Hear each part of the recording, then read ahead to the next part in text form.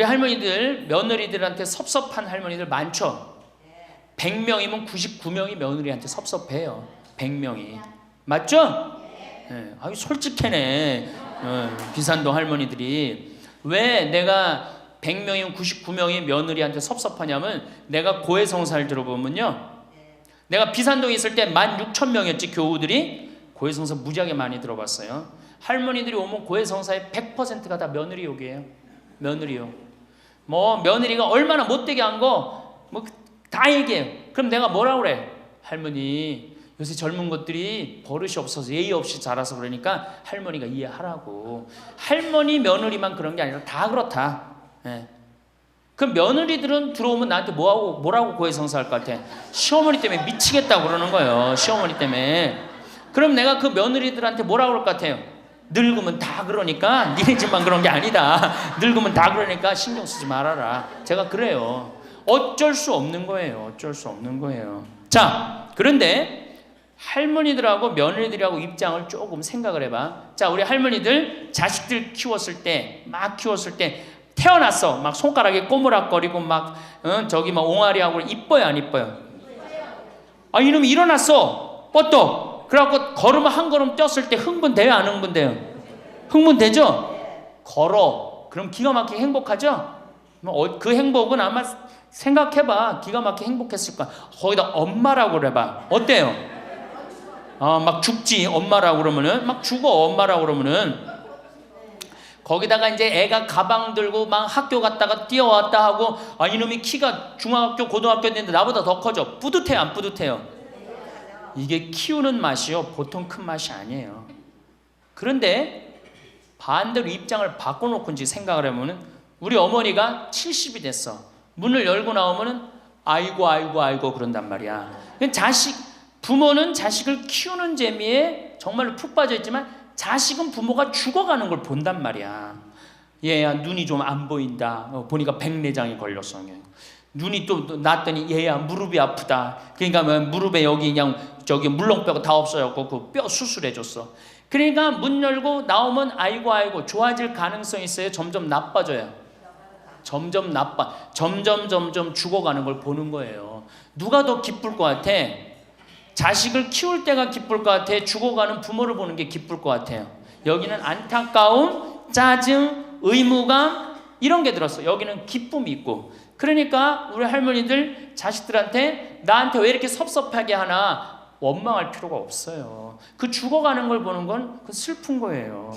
그 외로운 거예요. 이게 정말 좋은 건 뭐야? 그 모습을 자식한테 안 보이는 거예요. 따로 떨어져서 사는 게 제일 좋은 거예요. 따로 떨어져서 사는 게. 그러니까 제발 같이 살 생각 좀 하지 마세요. 자식한테 뭐 의지하고 기대하고 산다. 주일학교 2박 3일 여름 피정 데리고 가는 것보다 진짜 중요한 건 노인대학이야. 노인대학은요 줄어들지도 않아. 죽지도 않으니까 줄어들지도 않고 그대로 가는 거야. 100년을 사는 시대가 왔다. 100년. 근데 대부분이 인생을 설계하는데 되게 어떻게 하느냐? 20살 때까지 공부하고 30살에 이거 준비해서 장가 가갖고 50까지 자식 다 키우고 60에 인생 설계를 대부분이 끝내요. 그러니까 우리나라는 이 40년 동안의 인생 설계가 자기가 돼 있는 분들이 거의 없어요. 40년 동안 내가 우리말에 이런 게 있지. 노세 젊어 노세 늙어지면 못 노나니. 그런 노래 있죠. 노세 젊어 노세 늙어지면 못 노나니. 이게 1950년대 나온 노래예요. 근데 1950년대 평균 연령이 46세였어요. 그러니까 늙을 때까지 살았어 못 살았어요? 뭐 60 동네에서 아까 말씀드렸듯이 하나둘이에요. 하나둘. 그러니까 노세 젊어 노세 늙어지면 못 노나니. 왜 못 놀아? 빨리 죽으니까. 근데 이 노래가 틀린 노래예요. 어떻게 불러야 되냐? 노세 늙어지면 안 죽나니. 안 죽어. 에? 안 죽어. 그대로 가는 거예요. 그대로. 그러니까 노세 늙어지면 안 죽나니. 그러니까 이제 우리 할머니들은 자식들도 다 키웠고 노동도 끝났고 내가 말했듯이 할러데이, 휴가 받은 거, 인생의 휴가. 이 휴가 받은 이 인생 동안 뒷방에 쭈그리고 살 것이냐, 다녀보지 못한 데 다니고 먹고 싶은 거 못 먹은 거 먹고 다닐 거냐는 누가 결정하냐면 할머니들이 결정하는 거예요. 할머니들이.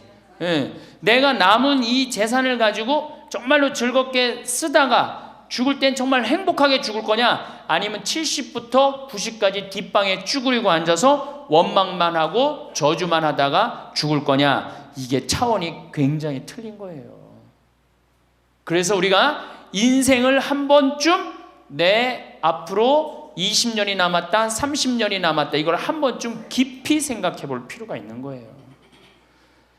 그래서 이제 나이를 먹으면은 이제 뭐가 문제냐면은 외로움이 제일 먼저 찾아옵니다. 자식도 찾아오지 않고, 특히 할머니나 할아버지 둘 중에 하나가 아파서 들어 눕거나 세상을 떠나면 급격히 우울해지는 거예요. 여기 우리 할머니들 아까 뭐 말씀 들어보니까 할아버지들 왜 안 모시고 왔냐고 그러니까 집 지켜야 된다고, 그리고 할머니들만 전부 다 오셨다고 그러는데, 우리 할머니들 지금 뭐 자식 걱정하고 자식 신경을 쓰는데, 만약에 지금 할아버지가 돌아가시잖아요. 그럼 할머니들은 그날로 고아되는 거예요.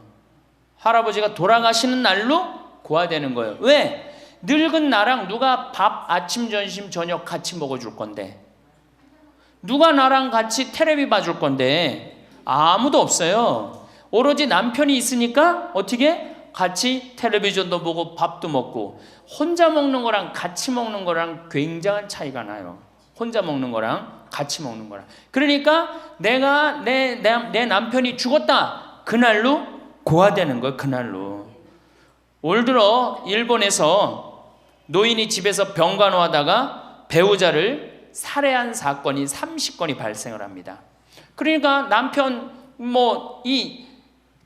주로 여자는 자기 남편이 쓰러져도 끝까지 그걸 보살피면서 살아요. 여자는. 근데 남자는요, 보살피다가 지치면요 죽여버려요. 그냥 너무너무 힘들으니까.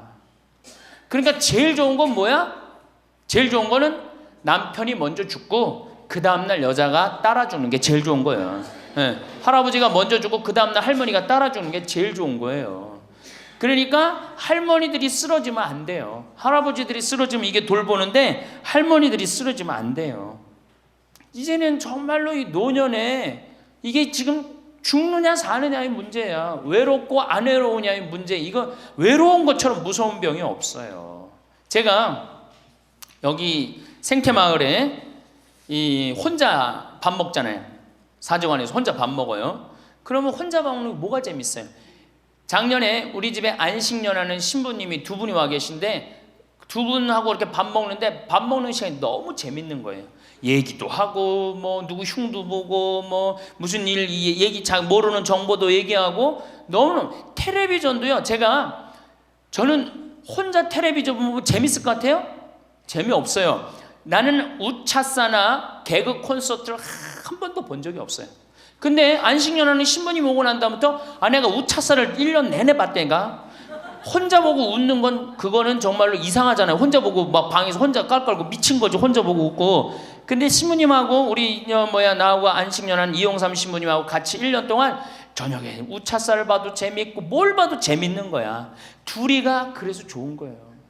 신부 그냥 혼자 밥 세끼 먹고 혼자 저녁에 텔레비전 보고, 정말로 그거 쉬운 게 아니거든요. 근데 할머니들은, 나는 원래 처음부터 그랬으니까 그거를 하려니 했는데, 둘이 텔레비전 보고 둘이 밥 먹다가 어느 날 갑자기 둘 중에 하나가 죽었다. 그럼 그날로 고아되는 거예요. 그 외로운 시간을 자식들이 이해하지 못한단 말이에요. 절대 이해하지 못해요. 그래서 다정하고 아침부터 저녁까지 있었던 일을 얘기하겠어요? 뭘 얘기하겠어요? 근데 우리나라는 이 부부가 60 넘은 부부가 애인같이 살아야 되는데, 이건 애인같이 사는 게 아니라 왼수같이 살아. 그래요, 안 그래요? 왜? 우리는 결혼하자마자 어떻게 했어? 자식 키우느라고 엄마는 정신없이 바쁘고 아빠는 나가서 돈 버느냐고 정신없이 바빴어요. 그래갖고 둘이서 데이트할 기회가 없었어. 연애할 시간이 없었어. 근데 어느 날 갑자기, 그래서 우리나라는 안사람 바깥사람 그랬잖아요. 근데 어느 날 갑자기 바깥사람이 이게 안 죽으면서 당신이 이제 사회에서 필요 없으니까 어떻게 해라, 집으로 가라. 그래갖고 집에 들어가고 안방에 들어와서 안사람이 되는 거예요. 평생 사랑한다는 말 한 번 안 하고 다정하게 뽀뽀 한 번 안 했는데 이게 둘이서 같이 사니 이게 집안이 평화로워요? 안 평화롭지? 그러니까 서양은 20대 만나갖고 안 맞으면 30대 바꾸고, 30대 만나갖고 안 맞으면 40대 바꾸고, 40대 만나갖고 안 맞으면 50대 바꾼 부부가 50대부터 100살까지 애인같이 산대요. 소중함을 알아서. 근데 우리는 20대부터 50대까지 한 번도 안 바꾸는 거야. 한 번도 안 바꾸고 어느 날 갑자기 바깥에서 점심 저녁 먹고 들어오던 사람을 이게 밥 새끼를 다 차려줘야 되니 이게 쉬워요? 쉽지 않지. 그러니까 왼수라고 그러는 거지. 왼수, 애인이 아니고. 방도 어떻게 써? 아니 늙어서 안 그래도 외로운데 방도 그 아파트에서 둘만 사니까 할머니는 안방에서 자고 할아버지는 뒷방에서 자고 잠도 따로 자고. 이거 뭐 같이 사나 마나야. 그 지금 우리 할머니들 보약을 해줘도 누구한테 해주는 게 제일 좋아요? 할아버지한테 해줘야 돼요. 다정하게 해줘야 돼요. 그 있는 것 자체만 해도 얼마나 큰 위안인데요. 제가 87년도에 이 노원에 있는 그러니까 옛날에 이 상계동, 하계동 이렇던데요. 거기 맹인 재활원이 있었어요. 근데 내가 맹인 재활원에 이렇게 거기서 이제 근무를 했었을 때 거기에 부부가 있었는데 남편이 죽었어요. 남편이 죽어갖고 내가 뭐 정말 염도해주고 그냥 성가도 잘 해주고 그랬는데 그 눈이 먼 그 자매가 그 방을 바꿔달라는 거예요. 그래서 왜 바꾸냐 그랬더니 여길 가도 남편 냄새, 저길 가도 남편 냄새. 남편이 너무 그리워서 못 살겠다는 거예요. 그러니까 그냥 지금은 소용이 없는 것 같지. 그렇죠? 빨리 죽었으면 좋겠고 귀찮지. 밥 새끼 해주는 거. 그런데 그 묵뚝뚝한 할아버지가 없으면요 정말로 외로워지는 거예요. 그러니까 할아버지들한테 좀 잘하세요. 자식한테 신경 쓸 거 할아버지한테 한 번만 더 신경 쓰세요. 진짜 지금 중요한 동반자는 누구야? 할아버지들이야. 구박 좀 하지 말고. 노년처럼 축복받은 삶이 어디 있어요? 저는요 여러분들처럼 80까지 사는 게 원이에요. 사는 게 얼마나 좋은데요. 사는 게. 제가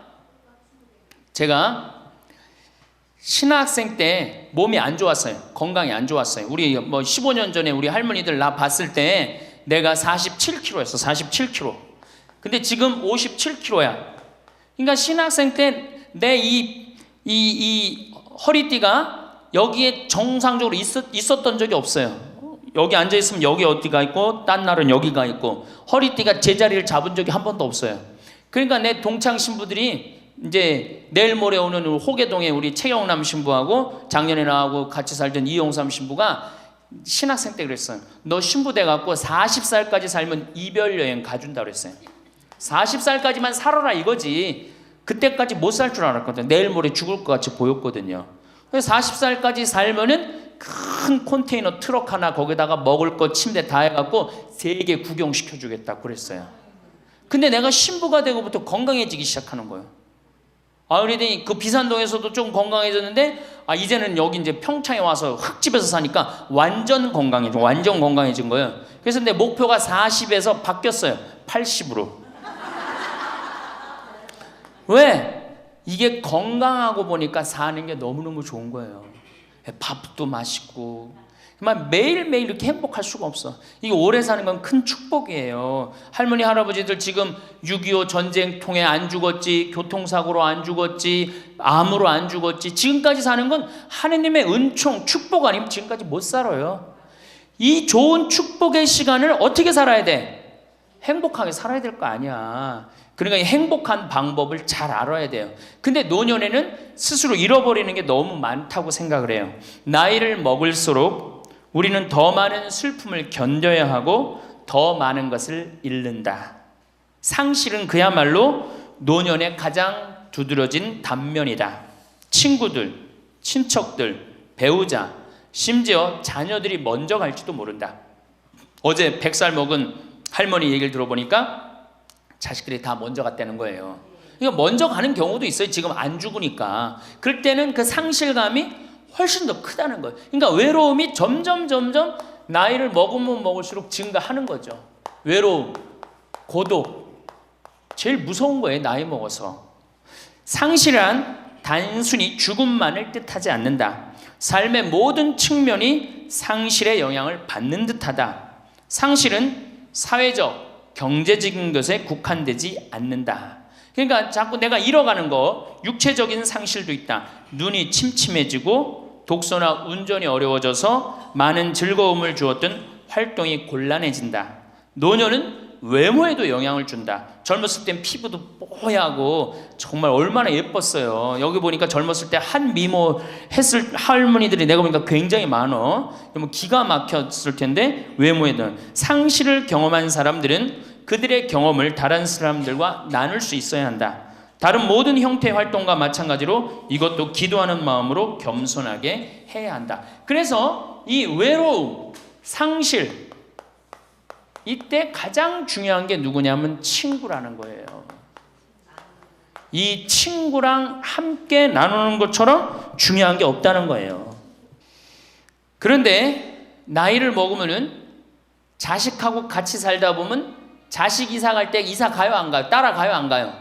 자식 이사 갈 때 따라가고 친구 한둘 죽기 시작하고 그러면서 자꾸 친구가 멀어지는 거예요. 이거 굉장히 안 좋은 거예요. 그래서 저도 우리 어머니 아버지 지금 수원 정자동에 사는데 아무데도 이사 가는 걸 제가 권하지 않아요. 거기서 30년 동안 살았는데 거기 친구들이 얼마나 많아요. 친구들하고 같이 살다가 친구들하고 어울려서 얘기도 하고 칼국수도 먹고 술도 한잔하고 그러시다가 그 동네에서 돌아가시라는 거예요.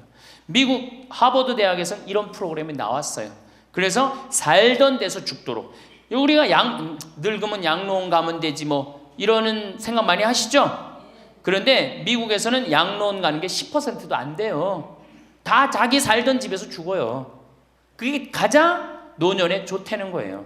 그러니까 할머니들도 어디 이사 갈 생각하지 말고 어떻게 살던 데서 살다가 죽는 게 제일 좋은 거예요. 누구랑? 친구랑.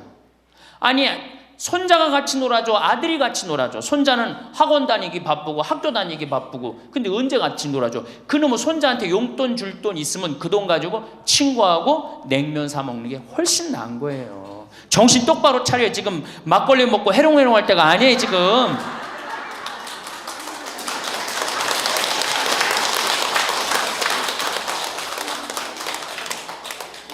여기 비산동 노인대학 할머니들은 정말 행복한 분들이에요. 왜? 일주일에 한 번 나와서 또래 친구들하고 노래도 하고 아까 보니까 또 마당에서 노래하고 막 강의도 안 들어오려고 막 그러다 보니까 이게 얼마나 중요한 건데 일주일에 한 번 친구를 만나서 노래하고 춤도 추고 이게 굉장히 중요한 거예요. 그래서 노인대학 중간에 관두지 마세요. 죽을 때까지 다녀. 죽을 때까지. 그거 가면 밥도 그냥 주잖아. 이야 얼마나 좋아. 아니 노인대학 다니까 지금 수학여행 온 거 아니야? 1박 2일? 수학여행도 오고. 아유 한 신부님이 얼마나 훌륭해. 그냥 이쁘게 생기기도 했지만 얼마나 훌륭해. 할머니들 그냥.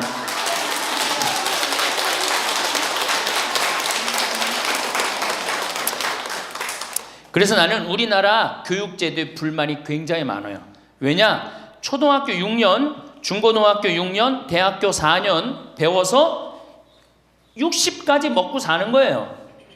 그렇죠? 초등학교 6년, 중고등학교 6년, 대학교 4년 배워서 60까지 울고 먹는 거예요. 그럼 25에서 60까지. 그럼 보통 한 30살 되면은 한 30년 울고 먹고 사는 거예요. 자, 60부터 지금 100살까지 살아. 그럼 몇 년이야? 40년이죠? 이 40년 울고 먹으려면 어떻게 해야 돼? 다시 학교 다녀야 돼요. 배워야 된다는 얘기예요. 그래서 여러분들 지금 대학 다니는 거 아니야? 노인대학? 그렇죠? 그러니까 이 노인대학이 천주교가 제일 잘하는 것 중에 하나가 뭐예요 지금? 노인대학이에요. 정말로 잘하고 있는 거예요. 저는 우리나라 교육제도에 불만이 많은 사람이에요. 초등학교 6년, 중고등학교 6년, 대학교 4년을 배워서 60까지 산다면 60부터 100살까지 살려면 정규학교가 생겨야 돼. 60부터 3년, 4년제 학교를 다녀야 돼.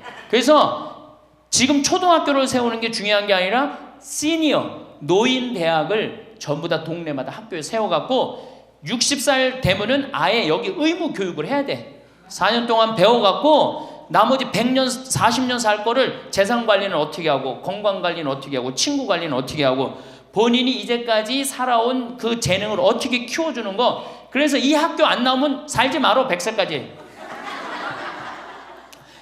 60살 넘어서 이 학교, 정규학교 졸업하고 나면은 100살까지 살 자격증을 줘야 돼요. 그럼 모르고 그냥 살면 어떻게 해. 그래서 저는 이 정규학교, 우리나라가 진짜 훌륭한 나라 되려면은 60살 넘어서 동네마다 정규학교 난 세워야 된다고 생각해. 그리고 이 졸업장을 가져야만이 100살까지 살아야 돼요. 지금 한심하게 사는 할머니들 얼마나 많아요. 얼마 전에도 어떤 남편이 굉장히 훌륭한 남편인데 돌아가셨어요. 근데 재산을 확실하게 정리를 못하고 죽은 거예요. 그 할머니 혼자 남았는데 자식이 서로 재산 분가한다고 싸워갖고 재판에 걸어갖고 할머니가 여기 가서 재판정에 서고 저기 가서 재판정에 서고. 이게 학교를 졸업하지 못해서 그래. 이 정규 학교를. 우리나라가 이 정규 학교가 없어서 그래요. 그러니까 우리 할머니들은 이 학교를 다녀야 되는데 우리나라 지금 교육제도가 지금 안 하고 있잖아. 그러니까 안 하니까 성당의 정규 학교라도 다 노인대학 다니라 이거예요. 절대 관두지 마세요.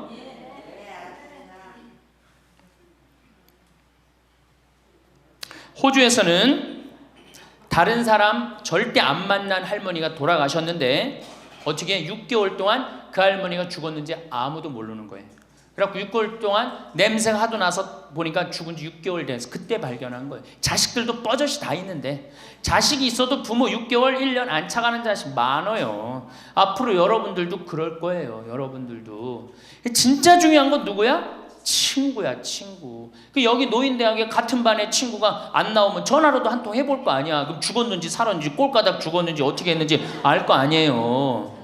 그래서 노년에 가장 중요한 건 친구다. 며칠 전에 능평성당에 70대 된 할머니 할아버지 네 부부가 여기 와서 2박 3일 동안 놀고 가셨어요. 네 부부가 바나 다 갖고 오고 쌀, 반찬 다 갖고 왔어. 그럼 비싸지도 않지. 하루에 뭐 잠자는 거 하면 4만 원, 5만 원이면 되니까 그 4일 동안 여기 와갖고 얼마나 근사하게 놀고 갔는지 몰라요. 그러니까 가능한 한 집에서 자주 벼야 돼. 집을. 며느리하고 가능한 한 안 마주치는 게 좋은 거예요. 그래야지 며느리도 편안하지. 누구도 편안해? 나도 편안하고. 뒷방에서 쭈그리고 앉아있으면 알아주는 사람 아무도 없다 이거예요. 아무도 없어요. 그래서 뒷방에서 쭈그리고 앉아갖고 방 출입하지 않으면은요, 그렇게 뒷방에 깜깜하게 있으나 관 속에 깜깜하게 있으나 똑같은 거예요. 살아도 살아있는 게 아니란 말이에요. 그 살아있으려면 멋있게 살아있어야 될 거 아니야.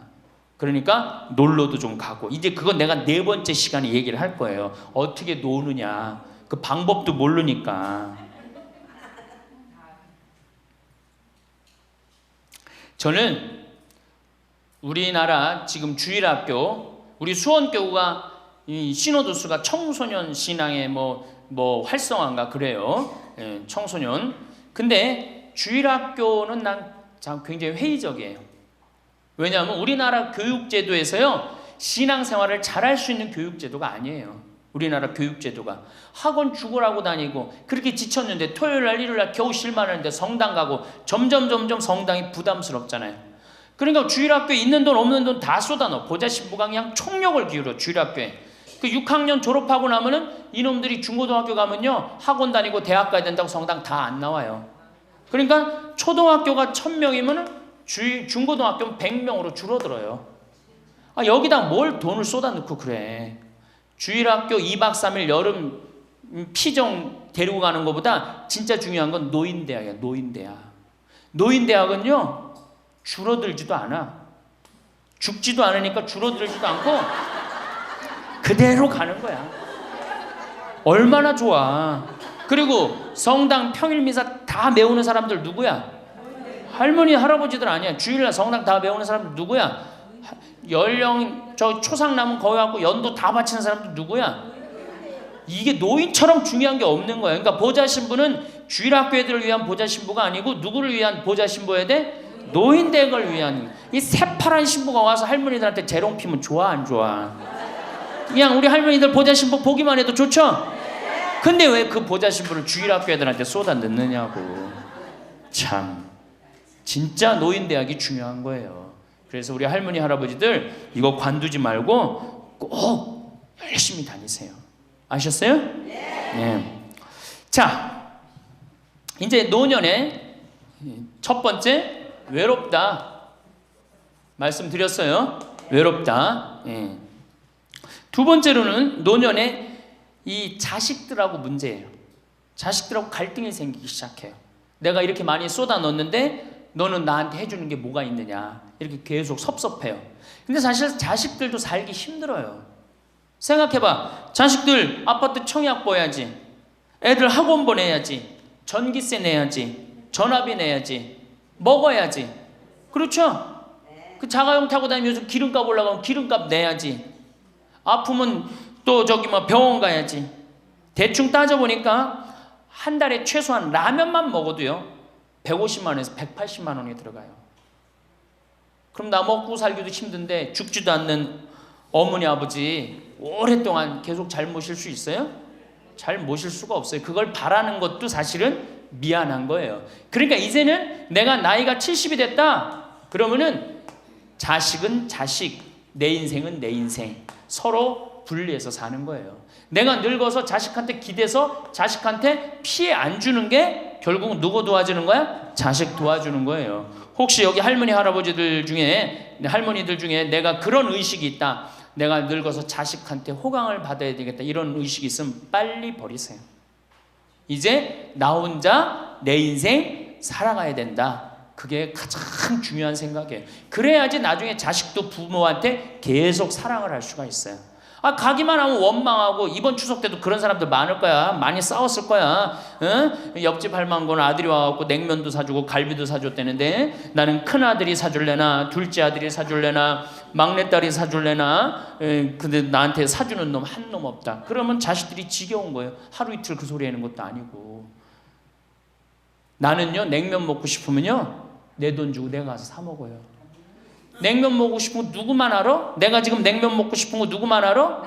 나만 아는 거야. 나만 아니까 누가 나한테 사줘야 돼? 내가 나한테 사줘야 되는 거야. 내가 나한테. 누구한테 그걸 사주기를 원해? 70, 80이 돼서. 그래서 제발 재산, 집 자식한테 물려줄 생각하지 말고 집 은행에 담보로 맡기고 다 쓰다가 통장에 얼마만 남기고 주고? 이제 교육의 효과가 나옵니다. 500만 원만 남기고 죽어요. 모자라는 거는 뭘로 충당하면 돼? 부조금으로 충당하면 돼. 그 죽을 땐 어떻게 죽어? 꼴가닥 죽으면 돼요. 자, 미국은 집으로 깔고 있는 게 30%, 금융자산이 70%예요. 할머니, 할아버지들이. 집으로 깔고 있는 게 30%, 금융자산이 70%예요. 그래갖고 70%를 쓰다가 죽어요, 미국은. 우리나라는 집으로 깔고 있는 게 90%, 금융자산이 10%야. 그러니까 뭐 하고 싶어도 돈 있어요, 없어요? 돈이 없는 거야. 오로지 뭐만 하나 쥐고 앉아 있는 거야? 집만 하나 쥐고 앉아 있는 거야. 그 쥐고 앉아서 죽을 때 누구한테 물려주려고? 자식한테 물려주려고. 그런데 문제는 뭐냐? 자식이 그 집을 물려받을 때 몇 살이에요? 70이에요. 내가 90에서 지금 대개 100살에 죽는단 말이야. 그럼 자식이 몇 살에 그 집 물려받아? 70에 물려받아. 70에 물려받을 의미가 있어요, 없어요? 의미가 없어요. 차라리 이 집 정리해갖고 나도 맛있는 거 먹고 구경하고 싶은 거 구경하고 돌아다니고 싶은 거 돌아다니다가 자식한테 자식도 같이 쓰다가 죽는 게 낫지. 집 남겨놓으면 반은 국가가 갖고 가고 반은 네가 더 갖느냐 내가 더 갖느냐 싸운단 말이에요. 반은. 우리 어머니 아버지를 제가 작년에 성지순례를 모시고 왔어요. 근데 어머니 아버지한테 그랬어. 어머니, 예수님 태어난 데는 봐야 될 거 아니냐. 아버지 이 교황님 사는 베드로 성전은 봐야 될 거 아니야. 그렇게 신앙생활을 했으면은. 근데 아버님이 77, 어머니가 75이었을 때 내가 모시고 갔어요. 그랬더니 아버지 어머니가 그러는 거야. 아유, 길에서 죽기 싫다는 거야. 비행기 14시간 타기 싫다는 거예요. 우리 외삼촌이 미국에 가서 돌아가셨거든요. 여행 갔다가. 그래서 내가 그랬어요. 걱정하지 말라고. 그리고 자식들이 이미 돈을 다 모아놨기 때문에 어머니 아버지 이거 취소하면 안 된다고. 그래 3달 전에 가서 말씀을 드리니 2달 전에 집에 가보니까 어머니 아버지가 손잡고 산에 올라갔다 내려갔다 하더라고. 길에서 안 죽으려고. 한 달 전에 가보니까 여행 옷 다 입고 뭐 운동화도 다 했어요. 제가 여행을 모시고 갔는데 비행기에선 잘 자고 중간에 뭐 2번에 밥 나오네 2번 다 먹고 또 잘 주무시고 성지에 딱 그 순례를 하는데 제일 먼저 일어나고 제일 앞장서서 걸어가고 제일 잘 먹는 거. 잠도 잘 자고. 누가 77이라고 그래요. 그래갖고 토요일날 밤 10시에 집에 들어왔어요. 한국에 들어와갖고 나하고 한 15분이 우리 어머니 아버지하고 성주순례를 갔는데 다음날 10시에 내가 전화를 했어요. 10시에 전화를 했는데 성주순례 갔다 온 분들 다 괜찮은가 확인했는데 다 비몽사몽 전화를 받는 거예요. 40대 50대 된 분들이 갔었는데 근데 집에 전화했는데 어머니 아버지가 전화를 안 받는 거예요. 걱정이 되고 계속 전화를 했는데 2시에 이제 통화가 됐어요. 아유 왜 전화 안 받느냐고.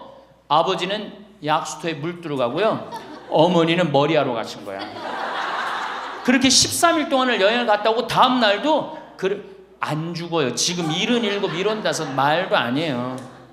그렇게 모시고 여행을 갔다 왔더니 지난달에 내가 집에 가고 어머니 아버지하고 점심 같이 갈비 먹었어요. 그야말로 갈비를 먹는데 어머니가 그러는 거예요. 신부님 작년에 신부님이 저기 막 성주순례 유럽 갔다 온다고 여행 가방을 이쁜 걸 사주었는데 집에 그 여행 가방이 이렇게 앉아 있는데 여행 가방이 너무 아깝다고. 저 여행 가방이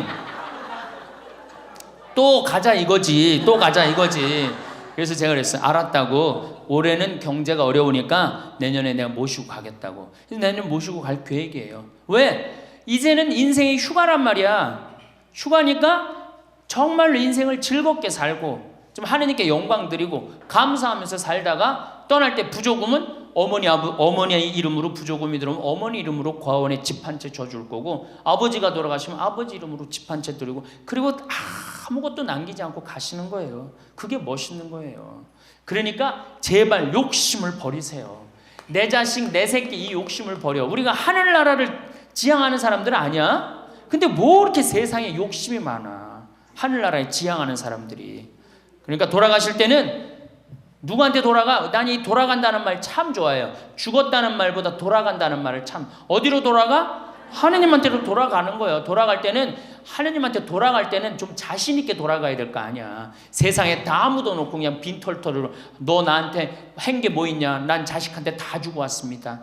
하느님 내가 고아원 아이들 정말로 정말 엄마 아버지 없는 아이들을 위해서 집 한 채 져주고 왔습니다. 나보다 훨씬 더 불쌍한 할머니 할아버지들 위해서 집 한 채 져주고 왔습니다. 이게 나요? 내가 자식한테 물려주는데 국가가 반 갖고 가고 자식이 갖고 싸웁니다. 지금 이게 나요? 어느 게 나요? 이렇게 얘기해도 집에 가보면은 말짱 노름목이에요. 자, 그래서 우리 할머니들 제발 내가 자식한테 집 물려준다는 생각하지 말고 그거 아까 조사해보니까 4억에서 5억 정도 한다며요. 내일 집에 돌아가면 바로 은행에 가세요. 응? 그래갖고 바로 은행에 잡혀갖고 한 달에 2억이면 20년 쓸 수 있어요. 한 달에 200만 원. 그러니까 100만 원씩. 한 달에 100만 원이면 쓸만해 안 쓸만해요? 쓸만하죠? 예, 그건 뭐 내가 이제 다음 시간에 말씀을 드릴 거예요. 자, 외롭고 친구가 없고 그 다음에 자식하고 관계가 안 좋아져요. 그 다음에 나이를 먹으면은 몸이 여기저기 아파요. 잘생기고 이뻤던 얼굴에 검버섯이 피죠. 그렇죠? 곱고 이뻤던 얼굴이 쭈글쭈글해지고 그렇죠? 예. 당뇨병이 생겨서 기력도 빠지고 관절염이 생겨서 무릎도 아프고 골다공증이 생겨서 넘어지기만 해도 뼈가 부러지고 심장병도 생기고 또 치매까지 걸리면 자식인지 누군지 구분도 못하고 예? 여기가 하늘인지 땅인지 예? 그것도 구분 못하고 고혈압으로 쓰러져 갖고 다리 한쪽 질질 끌고 다니고 이런 그런 거를 주위에서 자꾸 보면 자꾸 자신감이 있어요, 없어요? 없죠? 그런데 이런 사람들은 극히 드물다는 거예요. 미국의 95%는 건강하게 살아요. 그리고 여기 있는 할머니들은 지금 안양에서부터 여기까지 관광버스 타고 2시간 반 동안 왔죠? 그러니까 여기 있는 할머니들은 적어도 100살까지 전혀 문제없이 살 할머니들이에요. 100살까지. 왜? 지금 근력은 100살까지 관리만 잘하면 100살까지 산단 말이에요. 관리만. 그리고 살다가 죽을 때는 어떻게 죽을 수 있는 가능성이 많은 할머니들이야? 꼴가닥 죽을 수 있는 가능성이 많은 할머니들이에요. 자, 그러니까 할머니들이 이제 운동을 잘 하셔야 돼요. 그냥 늙었다고 난 늙었다 이걸로 끝나는 게 아니에요. 우리 할머니들, 며느리들한테 섭섭한 할머니들 많죠? 100명이면 99명이 며느리한테 섭섭해요. 100명이. 맞죠? 네. 아유, 솔직해네. 비산동 할머니들이. 왜 내가 100명이면 99명이 며느리한테 섭섭하냐면 내가 고해성사를 들어보면요. 내가 비산동에 있을 때 16,000명이었지, 교우들이. 고해성사 무지하게 많이 들어봤어요. 할머니들이 오면 고해성사의 100%가 다 며느리 욕이에요. 며느리 욕. 뭐 며느리가 얼마나 못되게 한 거 뭐 다 얘기해요. 그럼 내가 뭐라고 그래? 할머니, 요새 젊은 것들이 버릇이 없어서 예의 없이 자라서 그러니까 할머니가 이해하라고. 할머니 며느리만 그런 게 아니라 다 그렇다. 예. 그럼 며느리들은 들어오면 나한테 뭐라고 고해성사할 것 같아? 시어머니 때문에 미치겠다고 그러는 거예요. 시어머니 때문에. 그럼 내가 그 며느리들한테 뭐라고 그럴 것 같아요? 늙으면 다 그러니까 니네 집만 그런 게 아니다. 늙으면 다 그러니까 신경 쓰지 말아라. 제가 그래요. 어쩔 수 없는 거예요. 어쩔 수 없는 거예요. 자, 그런데 할머니들하고 며느리들하고 입장을 조금 생각을 해봐. 자, 우리 할머니들 자식들 키웠을 때, 막 키웠을 때 태어났어. 막 손가락에 꼬무락거리고 막 저기 막 옹알이하고 이뻐요, 안 이뻐요? 아, 이놈이 일어났어. 뻗떡. 그래갖고 걸으면 한 걸음 뛰었을 때 흥분돼요, 안 흥분돼요? 흥분되죠? 걸어. 그럼 기가 막히게 행복하죠? 그 행복은 아마 생각해봐. 기가 막히게 행복했을 거야. 거기다 엄마라고 그래봐. 어때요? 막 죽지, 엄마라고 그러면은. 막 죽어, 엄마라고 그러면은. 거기다가 이제 애가 가방 들고 막 학교 갔다가 뛰어왔다 하고, 아, 이놈이 키가 중학교, 고등학교 됐는데 나보다 더 커져. 뿌듯해요, 안 뿌듯해요? 이게 키우는 맛이요, 보통 큰 맛이 아니에요. 그런데 반대로 입장을 바꿔놓고 이제 생각을 해보면 우리 어머니가 70이 됐어. 문을 열고 나오면은 아이고 그런단 말이야. 부모는 자식을 키우는 재미에 정말로 푹 빠져있지만 자식은 부모가 죽어가는 걸 본단 말이야. 얘야 눈이 좀 안 보인다. 보니까 백내장이 걸렸어. 눈이 또 났더니 얘야 무릎이 아프다. 그러니까 무릎에 여기 그냥 저기 물렁뼈가 다 없어졌고 그 뼈 수술해줬어. 그러니까 문 열고 나오면 아이고 좋아질 가능성이 있어요. 점점 나빠져요. 점점 죽어가는 걸 보는 거예요. 누가 더 기쁠 것 같아? 자식을 키울 때가 기쁠 것 같아? 죽어가는 부모를 보는 게 기쁠 것 같아요? 여기는 안타까움, 짜증, 의무감 이런 게 들었어. 여기는 기쁨이 있고. 그러니까 우리 할머니들 자식들한테 나한테 왜 이렇게 섭섭하게 하나 원망할 필요가 없어요. 그 죽어가는 걸 보는 건 그 슬픈 거예요. 그 외로운 거예요. 이게 정말 좋은 건 뭐야? 그 모습을 자식한테 안 보이는 거예요. 따로 떨어져서 사는 게 제일 좋은 거예요. 따로 떨어져서 사는 게. 그러니까 제발 같이 살 생각 좀 하지 마세요. 자식한테 뭐 의지하고 기대하고 산다. 지금부터 피눈물 나는 이야기를 하겠습니다. 제가 평택에서 알고 있던 할머니 한 분이 옛날에 과학 선생님을 했어요. 이 할머니가 나이가 82살인데 글쎄 75살 되던 해에 아들이 꼬신 거예요. 어머니가 살던 아파트 팔고 내가 사는 아파트 팔아서 50평짜리 아파트를 사자. 그래서 75살 먹은 할머니가 그런 생각을 했대. 내가 살면은 얼마나 사나? 살면 얼마나 사나? 여기 혹시 나는 살면 얼마나 사나 그런 생각 하시는 분들 손 들어보세요. 절대 그런 생각하지 마세요. 안 죽어.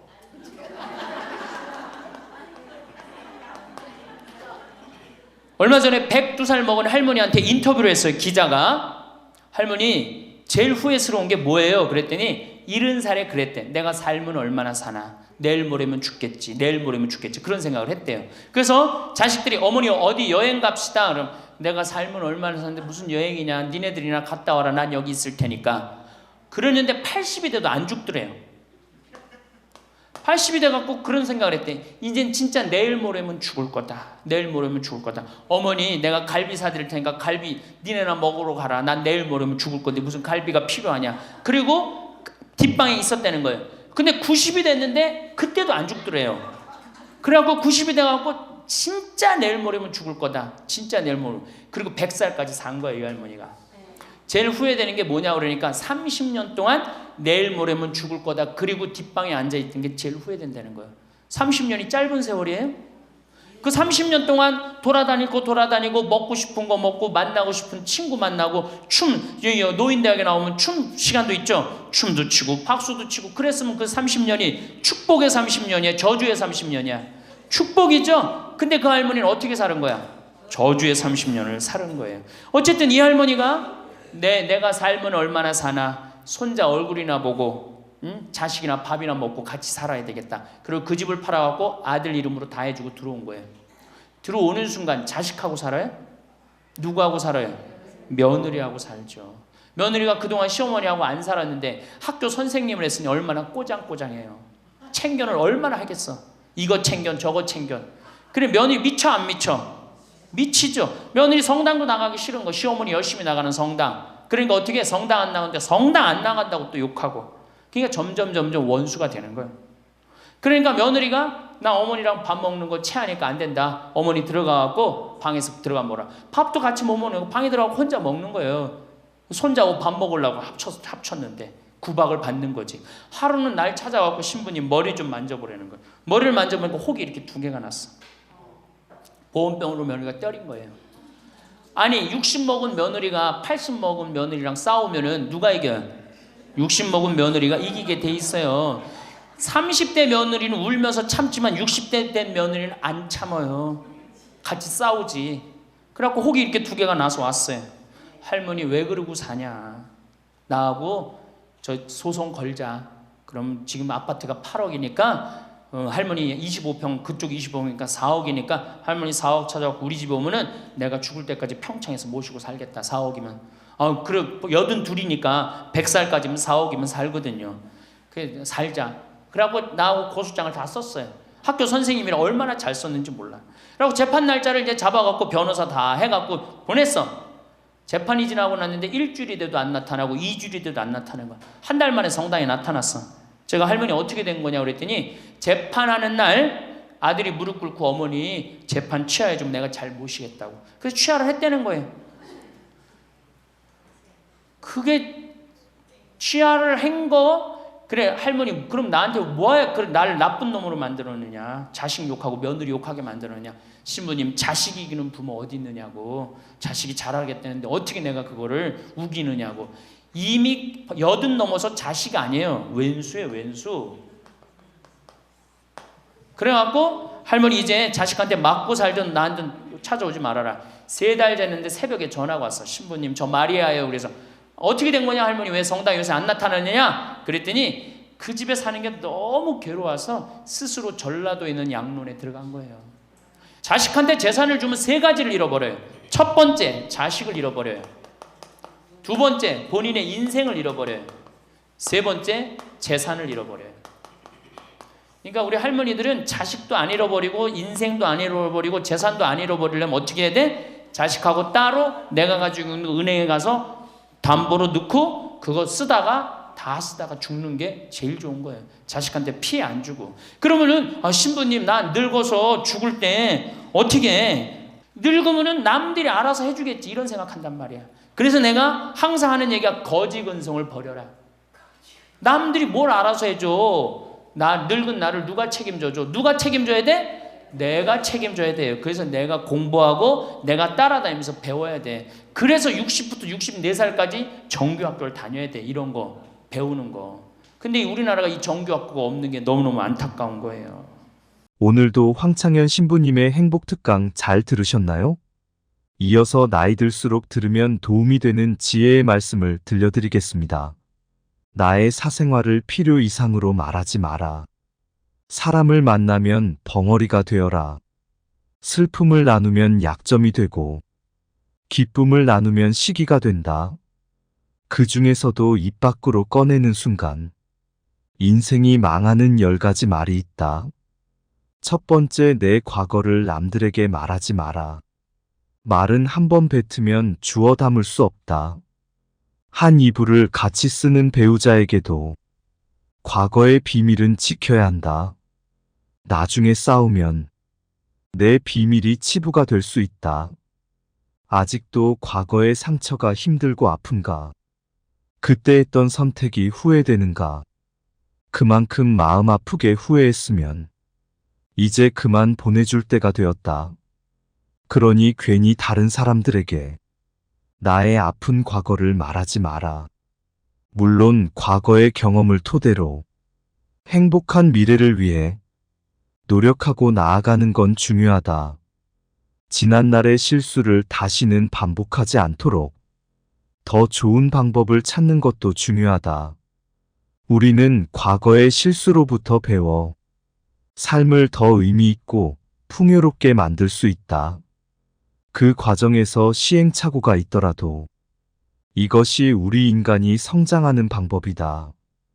그러니 아무리 절친한 친구나 배우자에게도 내 과거사를 절대로 말하지 마라. 겉으로는 진실되어 보이는 사람이어도 내 과거의 불행이 상대방에게는 위안이 될 수 있다. 두 번째, 다른 사람에게 나의 치부를 쉽게 말하지 마라. 당장 처음에는 위로받을 수 있을지 몰라도 나중에는 그게 나의 약점이 된다. 사람은 완벽하지 않아서 내 치부를 아는 사람이 말실수라도 하게 되면 그때는 더 이상 돌이킬 수가 없게 된다. 제발 부탁이지만 내가 한번 내뱉은 말은 더 이상 비밀이 될 수 없음을 기억해라. 내 입을 벗어난 비밀에는 살이 붙기 시작한다. 친구가 다른 친구에게 내 치부와 비밀을 말해버리면 친구와 사이가 나빠지고 우정은 한순간에 깨지게 된다. 다른 사람에게 내 치부를 드러내기 전에 신중하게 생각해라. 내 사생활을 모두 털어놓으면 순간은 후련해도 나중에는 꼭 후회한다. 세 번째, 돈에 대해 자랑하지 마라. 돈이 있다고 이야기하는 순간 질투하는 친구들이 생긴다. 부자들도 있겠지만 대부분의 사람들은 하루하루 살아가기 힘이 드는 게 현실이다. 대부분은 살아남기 위해서 애쓰고 투쟁한다. 친구의 권유로 투자를 했다가 돈을 잃은 사람도 있고, 퇴직금으로 받은 돈을 아들의 사업자금으로 썼다가 몽땅 잃어버리게 된 사람들도 있다. 사람들 앞에서 괜히 돈 자랑을 했다가 돈 빌려달라는 사람으로 인해 인생이 힘들어질 수도 있다. 한국인들만큼 일억천금과 한탕을 좋아하고 밝히는 민족도 없다. 정말 돈 자랑을 하고 싶다면 내가 가진 돈의 최소 1%는 불우한 이웃에게 기부해보라. 그 작은 돈도 아깝다면 친한 친구나 가족에게도 돈을 자랑할 생각은 하지 마라. 네 번째, 나의 목표를 남들에게 절대로 말하지 마라. 사공이 많으면 배가 산으로 간다는 말은 다들 들어보았을 것이다. 이 말의 의미는 주변에서 이래라 저래라 간섭하는 사람이 많으면 나의 목표를 이루기 힘들다는 의미다. 내 목표를 입 밖으로 꺼내면 남에 대해 말하기 좋아하는 사람들이 목표를 방해하기 십상이다. 또 어차피 서로 다른 삶을 살아왔기 때문에 상대방의 충고는 도움이 되기는커녕 장애물이 될 수 있다. 우직한 마음으로 묵묵히 혼자서 목표를 향해 나아가라. 자신감 있게 스스로의 판단을 신뢰하고 믿어라. 만나는 사람마다 내 목표를 말하고 다니면 금방 포기하게 된다. 특히 큰 목표일수록 더더욱 남에게 말하지 말아라. 나에 대해 제일 잘 아는 사람은 나밖에 없다. 5번째, 남들에게 절대로 생색내지 마라. 입만 열면 자랑하고 생색내는 사람이 있다. 자랑 같지 않은 것도 자랑하는가 하면 대화가 안 통하는 사람도 있다. 생색내는 사람과 같이 있을 때 피곤하고 스트레스를 받았던 경험이 다들 있었을 것이다. 불교에서는 보시라는 단어를 사용한다. 보시는 은혜를 많이 베푸는 것을 뜻한다. 내가 다른 사람들에게 베풀면 베풀수록 그 복은 몇 배로 나에게 크게 돌아온다. 내가 설령 그 복을 받지 못해도 내 자손에게라도 복이 가게 된다. 그런데 이런 복에도 조건이 하나 붙는다. 남에게 베풀었다면 생색내지 말고 베푼 일을 잊어버려야 한다는 것이다. 친구와 같이 밥과 술을 먹었는데 친구가 밥값을 놓고 와서 내가 밥값을 내야 할 때도 있을 것이다. 평소에 친구가 밥값을 놓고 온 적이 없었다면 생색내지 말고 하루는 그냥 내가 밥을 사주면 된다. 다른 사람에게 착한 일을 했더라도 자랑하지는 마라. 선행을 했다면 내 마음 안에서만 느끼며 굳이 타인에게 밝히지 않아도 된다.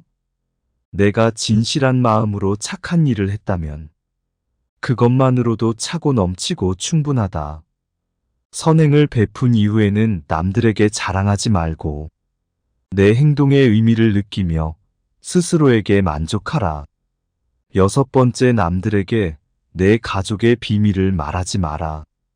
나에게도 사연과 비밀이 많은 것처럼 부모, 형제, 내 아들, 딸에게도 꼭 지키고 싶은 비밀이 있다. 혹시 아이들의 일기장을 몰래 꺼내 본 적이 있는가? 만약 그런 적이 있다면 앞으로는 절대 아이의 비밀을 몰래 알려하지 마라. 자식의 사생활을 지켜주는 게 가족의 화목함을 위해 좋다.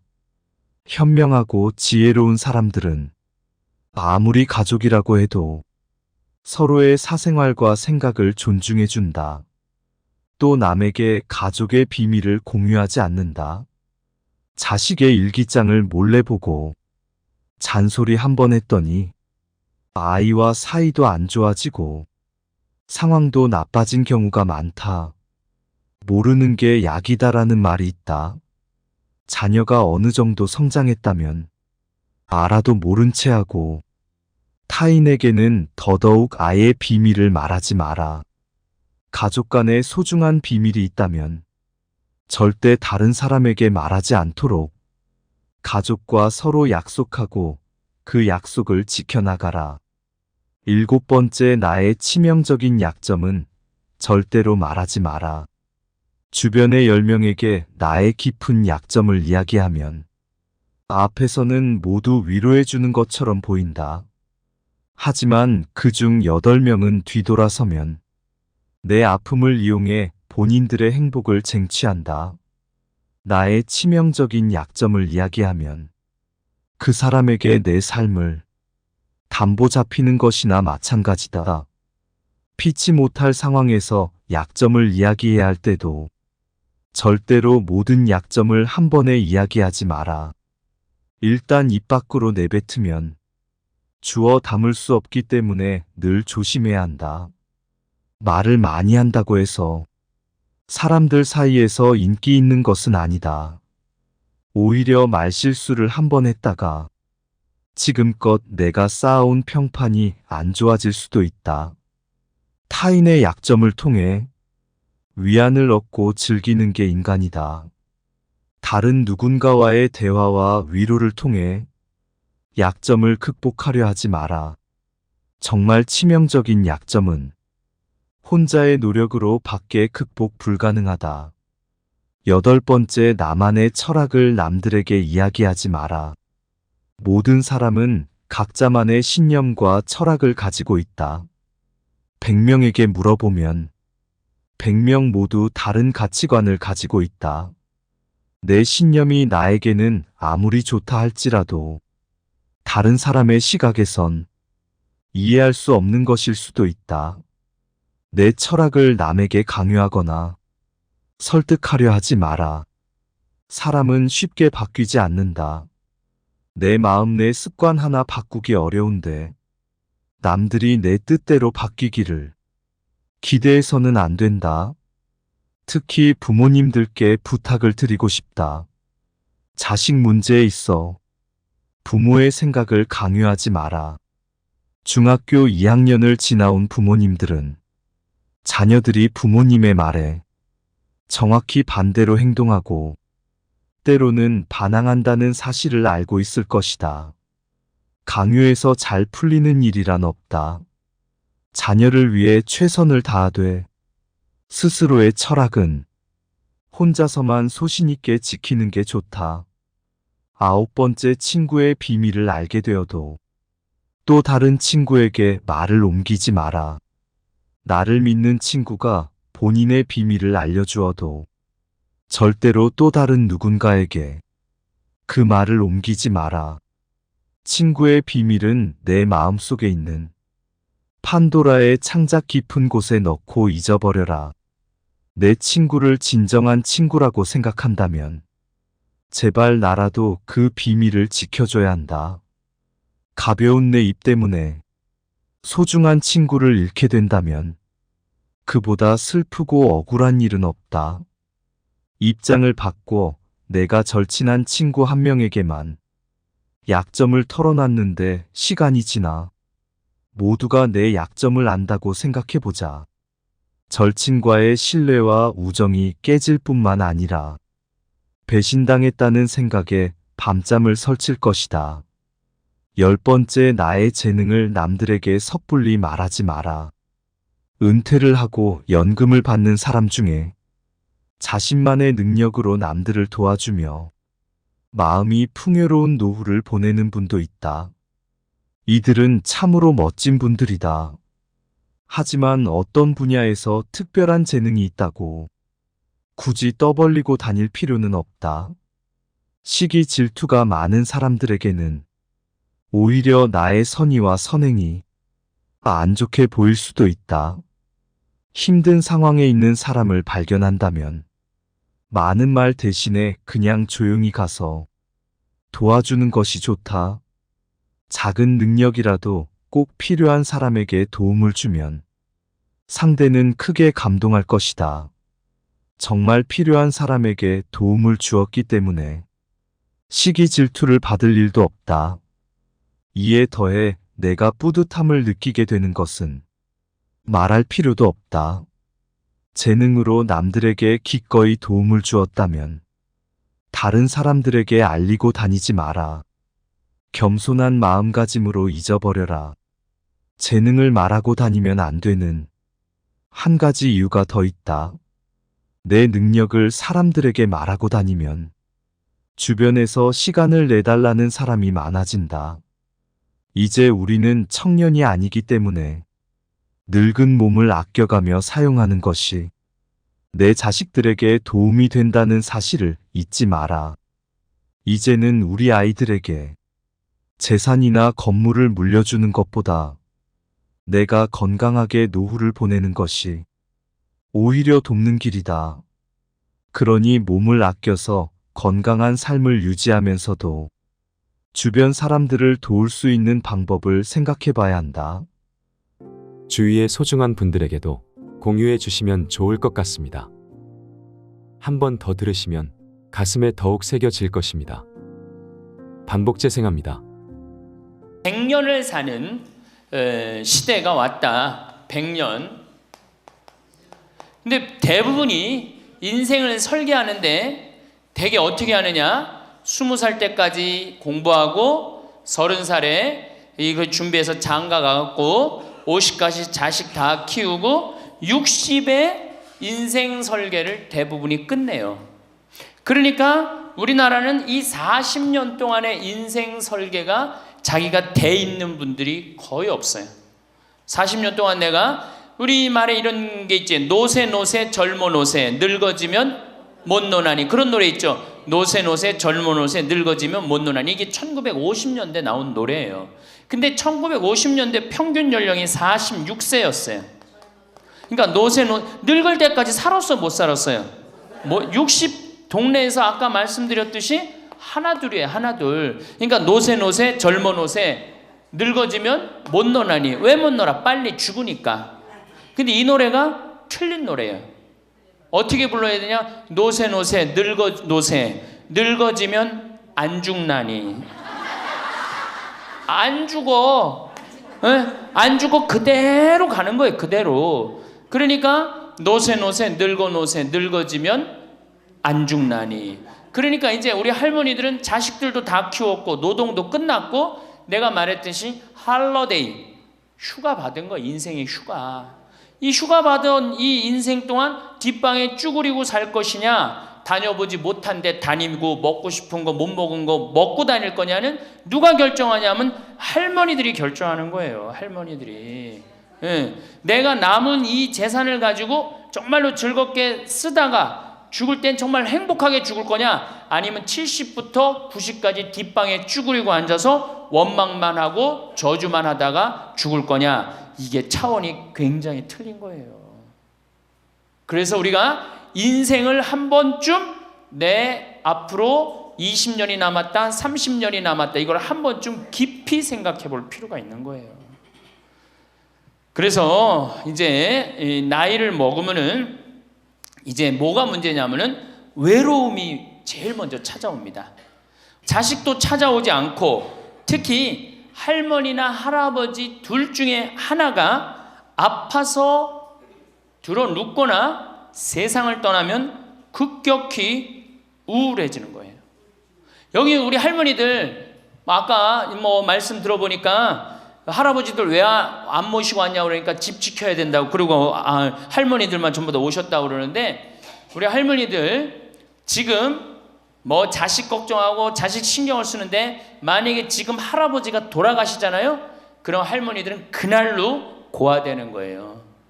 할아버지가 돌아가시는 날로 고아되는 거예요. 왜? 늙은 나랑 누가 밥 아침 점심 저녁 같이 먹어줄 건데, 누가 나랑 같이 텔레비 봐줄 건데, 아무도 없어요. 오로지 남편이 있으니까 어떻게 같이 텔레비전도 보고 밥도 먹고.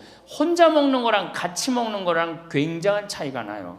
혼자 먹는 거랑 같이 먹는 거랑. 그러니까 내가 내 남편이 죽었다, 그날로 고아되는 거예요. 그날로. 올 들어 일본에서 노인이 집에서 병간호하다가 배우자를 살해한 사건이 30건이 발생을 합니다. 그러니까 남편 주로 여자는 자기 남편이 쓰러져도 끝까지 그걸 보살피면서 살아요. 여자는. 근데 남자는요, 보살피다가 지치면요 죽여버려요. 그냥 너무너무 힘들으니까. 그러니까 제일 좋은 건 뭐야? 제일 좋은 거는 남편이 먼저 죽고 그 다음날 여자가 따라 죽는 게 제일 좋은 거예요. 네. 할아버지가 먼저 죽고 그 다음날 할머니가 따라 죽는 게 제일 좋은 거예요. 그러니까 할머니들이 쓰러지면 안 돼요. 할아버지들이 쓰러지면 이게 돌보는데 할머니들이 쓰러지면 안 돼요. 이제는 정말로 이 노년에 이게 지금 죽느냐 사느냐의 문제야. 외롭고 안 외로우냐의 문제. 이거 외로운 것처럼 무서운 병이 없어요. 제가 여기 생태마을에 혼자 밥 먹잖아요. 사정원에서 혼자 밥 먹어요. 그러면 혼자 밥 먹는 게 뭐가 재밌어요? 작년에 우리 집에 안식년하는 신부님이 두 분이 와 계신데, 두 분하고 이렇게 밥 먹는데 밥 먹는 시간이 너무 재밌는 거예요. 얘기도 하고 뭐 누구 흉도 보고 뭐 무슨 일 얘기 잘 모르는 정보도 얘기하고, 너무 텔레비전도요. 저는 혼자 텔레비전 보면 재밌을 것 같아요? 재미없어요. 나는 우차사나 개그 콘서트를 한 번도 본 적이 없어요. 근데 안식년하는 신부님 오고 난 다음부터 내가 우차사를 1년 내내 봤다니까. 혼자 보고 웃는 건 그거는 정말로 이상하잖아요. 혼자 보고 막 방에서 혼자 깔깔고 미친 거죠. 혼자 보고 웃고. 근데 신부님하고 우리 나하고 안식년한 이용삼 신부님하고 같이 1년 동안 저녁에 우차사를 봐도 재밌고 뭘 봐도 재밌는 거야. 둘이가 그래서 좋은 거예요. 신부 그냥 혼자 밥 세끼 먹고 혼자 저녁에 텔레비전 보고 정말로 그거 쉬운 게 아니거든요. 근데 할머니들은 나는 원래 처음부터 그랬으니까 그거를 연애했는데 둘이 텔레비전 보고 둘이 밥 먹다가 어느 날 갑자기 둘 중에 하나가 죽었다. 그럼 그날로 고아되는 거예요. 그 외로운 시간을 자식들이 이해하지 못한단 말이에요. 절대 이해하지 못해요. 그래서 다정하게 와서 아침부터 저녁까지 있었던 일을 얘기하겠어요? 뭘 얘기하겠어요? 근데 우리나라는 이 부부가 60 넘은 부부가 애인같이 살아야 되는데 이건 애인같이 사는 게 아니라 왼수같이 살아. 그래요, 안 그래요? 왜? 우리는 결혼하자마자 어떻게 했어? 자식 키우느냐고 엄마는 정신없이 바쁘고 아빠는 나가서 돈 버느냐고 정신없이 바빴어요. 그래갖고 둘이서 데이트할 기회가 없었어. 데이트할, 연애할 시간이 없었어. 근데 어느 날 갑자기, 그래서 우리나라는 안사람 바깥사람 그랬잖아요. 근데 어느 날 갑자기 바깥사람이 이게 안 죽으면서 당신이 이제 사회에서 필요 없으니까 어떻게 해라, 집으로 가라. 그래갖고 집에 들어가고 안방에 들어와서 안사람이 되는 거예요. 평생 사랑한다는 말 한 번 안 하고 다정하게 뽀뽀 한 번 안 했는데 이게 둘이서 같이 사니 이게 집안이 평화로워요? 안 평화롭지? 그러니까 서양은 20대 만나갖고 안 맞으면 30대 바꾸고 30대 만나갖고 안 맞으면 40대 바꾸고 40대 만나갖고 안 맞으면 50대 바꾼 부부가 50대부터 100살까지 애인같이 산대요. 소중함을 알아서. 근데 우리는 20대부터 50대까지 한 번도 안 바꾸는 거야. 한 번도 안 바꾸고 어느 날 갑자기 바깥에서 점심 저녁 먹고 들어오던 사람을 이게 밥 새끼를 다 차려줘야 되니 이게 쉬워요? 쉽지 않지. 그러니까 왼수라고 그러는 거지. 왼수, 애인이 아니고. 방도 어떻게 써? 아니 늙어서 안 그래도 외로운데 방도 그 아파트에서 둘만 사니까 할머니는 안방에서 자고 할아버지는 뒷방에서 자고 잠도 따로 자고. 이거 뭐 같이 사나 마나야. 사나 마나야. 그 지금 우리 할머니들 보약을 해줘도 누구한테 해주는 게 제일 좋아요?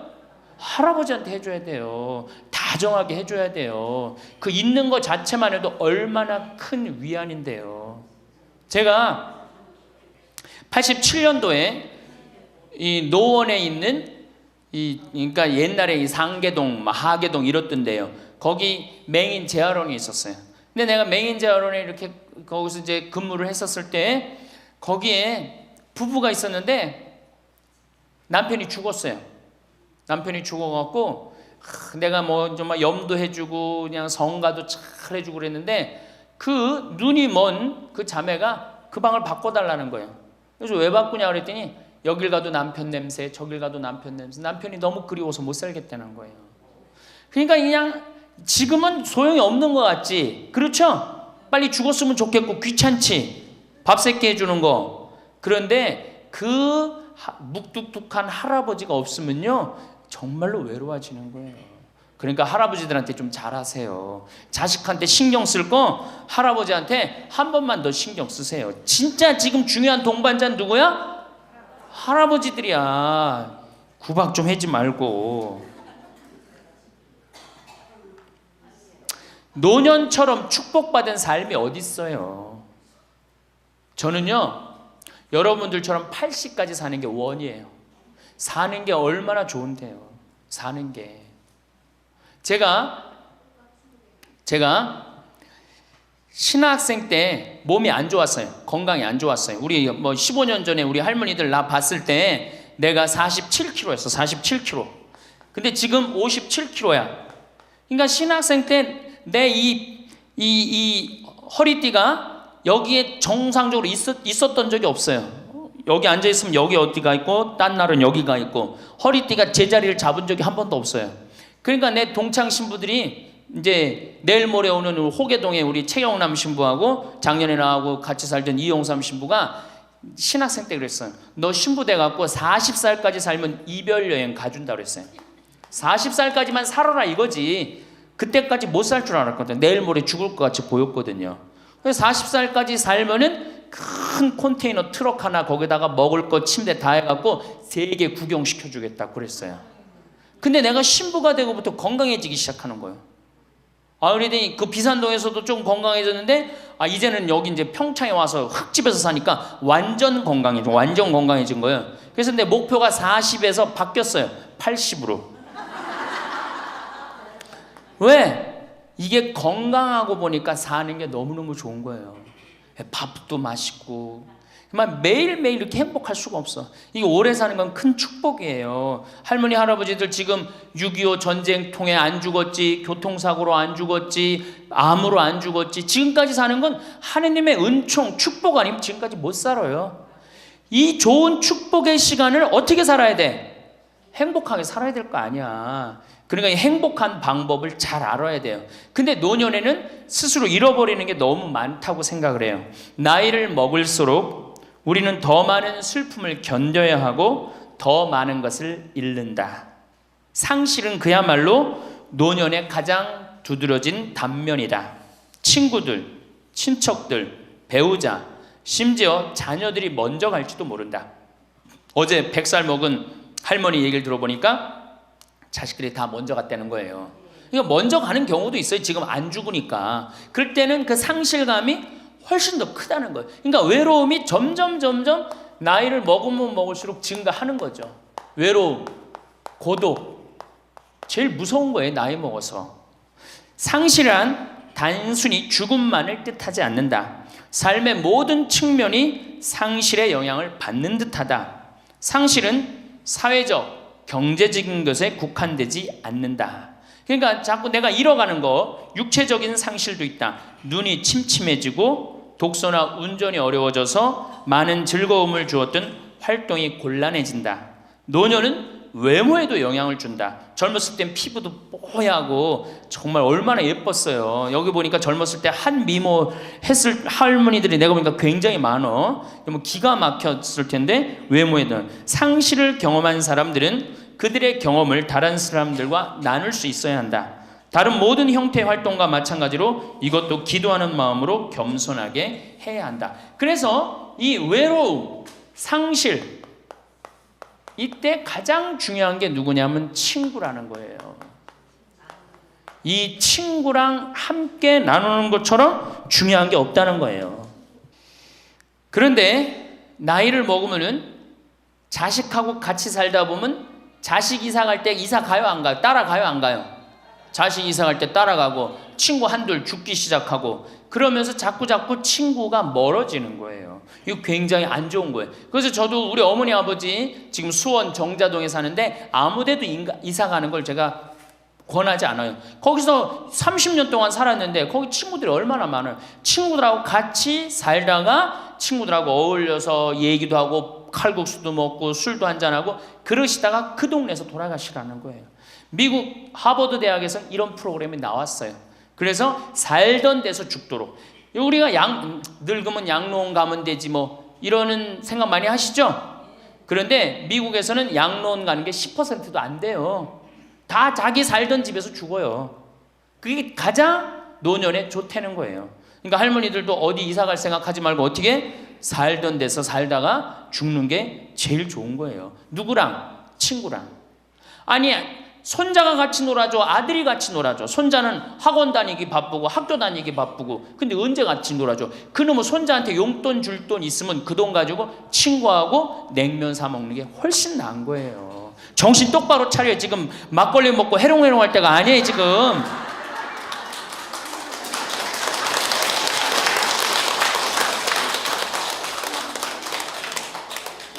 여기 비산동 노인대학 할머니들은 정말 행복한 분들이에요. 왜? 일주일에 한 번 나와서 또래 친구들하고 노래도 하고 아까 보니까 또 마당에서 노래하고 막 강의도 안 들어오려고 막 그러다 보니까 이게 얼마나 중요한 건데 일주일에 한 번 친구를 만나서 노래하고 춤도 추고 이게 굉장히 중요한 거예요. 그래서 노인대학 중간에 관두지 마세요. 죽을 때까지 다녀. 죽을 때까지. 그거 가면 밥도 그냥 주잖아. 이야 얼마나 좋아. 아니 노인대학 다니까 지금 수학여행 온 거 아니야? 1박 2일? 수학여행도 오고. 아유 한 신부님이 얼마나 훌륭해. 그냥 이쁘게 생기기도 했지만 얼마나 훌륭해. 할머니들 그냥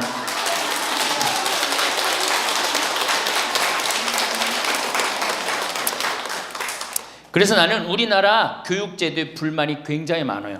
왜냐? 초등학교 6년, 중고등학교 6년, 대학교 4년 배워서 60까지 먹고 사는 거예요.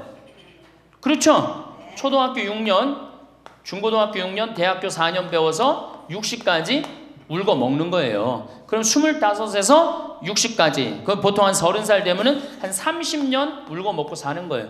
자, 60부터 지금 100살까지 살아. 그럼 몇 년이야? 40년이죠? 이 40년 울고 먹으려면 어떻게 해야 돼? 다시 학교 다녀야 돼요. 배워야 된다는 얘기예요. 그래서 여러분들 지금 대학 다니는 거 아니야? 노인대학? 그렇죠? 그러니까 이 노인대학이 천주교가 제일 잘하는 것 중에 하나가 뭐예요 지금? 노인대학이에요.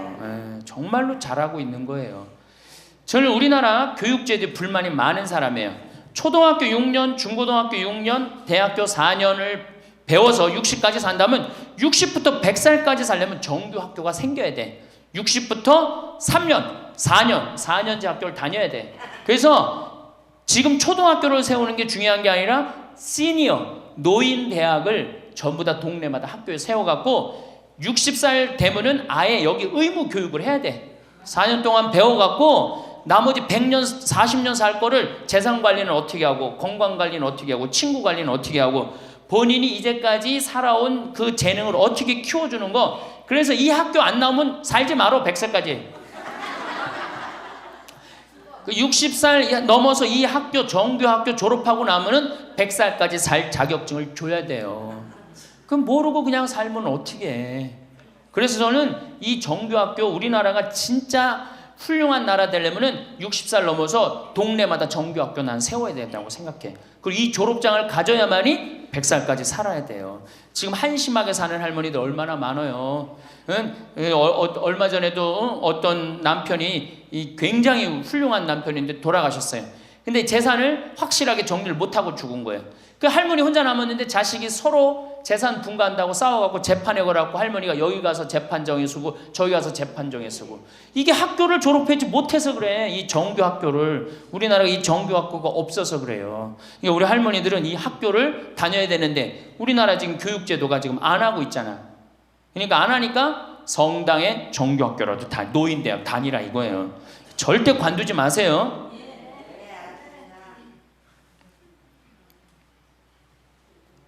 호주에서는 다른 사람 절대 안 만난 할머니가 돌아가셨는데 어떻게 6개월 동안 그 할머니가 죽었는지 아무도 모르는 거예요. 그래갖고 6개월 동안 냄새가 하도 나서 보니까 죽은 지 6개월 돼서 그때 발견한 거예요. 자식들도 뻐젓이 다 있는데 자식이 있어도 부모 6개월, 1년 안 차가는 자식 많아요. 앞으로 여러분들도 그럴 거예요. 여러분들도. 진짜 중요한 건 누구야? 친구야, 친구. 여기 노인대학에 같은 반에 친구가 안 나오면 전화로도 한 통 해볼 거 아니야. 그럼 죽었는지 살았는지 꼴가닥 죽었는지 어떻게 했는지 알 거 아니에요. 그래서 노년에 가장 중요한 건 친구다. 며칠 전에 능평성당에 70대 된 할머니 할아버지 네 부부가 여기 와서 2박 3일 동안 놀고 가셨어요. 네 부부가 바나 다 갖고 오고 쌀, 반찬 다 갖고 왔어. 그럼 비싸지도 않지. 하루에 뭐 잠자는 거 하면 4만 원, 5만 원이면 되니까 그 4일 동안 여기 와갖고 얼마나 근사하게 놀고 갔는지 몰라요. 그러니까 가능한 한 집에서 자주 벼야 돼. 집을. 며느리하고 가능한 한 안 마주치는 게 좋은 거예요. 그래야지 며느리도 편안하지 누구도 편안해? 나도 편안하고. 뒷방에서 쭈그리고 앉아있으면 알아주는 사람 아무도 없다 이거예요. 아무도 없어요. 그래서 뒷방에서 쭈그리고 앉아갖고 방 출입하지 않으면은요 그렇게 뒷방에 깜깜하게 있으나 관 속에 깜깜하게 있으나 똑같은 거예요. 살아도 살아있는 게 아니란 말이에요. 그 살아있으려면 멋있게 살아있어야 될 거 아니야. 그러니까 놀러도 좀 가고. 이제 그건 내가 4번째 시간에 얘기를 할 거예요. 어떻게 노느냐 그 방법도 모르니까. 저는 우리나라 지금 주일학교 우리 수원교구가 이 신호도수가 청소년 신앙의 뭐 활성화인가 그래요. 예, 청소년. 근데 주일학교는 난 굉장히 회의적이에요. 왜냐하면 우리나라 교육제도에서요 신앙생활을 잘할 수 있는 교육제도가 아니에요. 우리나라 교육제도가. 학원 죽으라고 다니고 그렇게 지쳤는데 토요일날 일요일날 겨우 쉴만하는데 성당 가고 점점 성당이 부담스럽잖아요. 그러니까 주일학교에 있는 돈 없는 돈 다 쏟아넣어. 보좌신부가 그냥 총력을 기울여 주일학교에. 그 6학년 졸업하고 나면은 이놈들이 중고등학교 가면요 학원 다니고 대학 가야 된다고 성당 다 안 나와요. 그러니까 초등학교가 1000명이면은 중고등학교는 100명으로 줄어들어요. 여기다 뭘 돈을 쏟아넣고 그래. 주일학교 2박 3일 여름 피정 데리고 가는 것보다 진짜 중요한 건 노인대학이야. 노인대학. 노인대학은요 줄어들지도 않아. 죽지도 않으니까 줄어들지도 않고 그대로 가는 거야. 얼마나 좋아. 그리고 성당 평일미사 다 메우는 사람들 누구야? 할머니 할아버지들 아니야. 주일날 성당 다 메우는 사람들 누구야? 연령 저 초상 남은 거기 갖고 연도 다 바치는 사람들 누구야?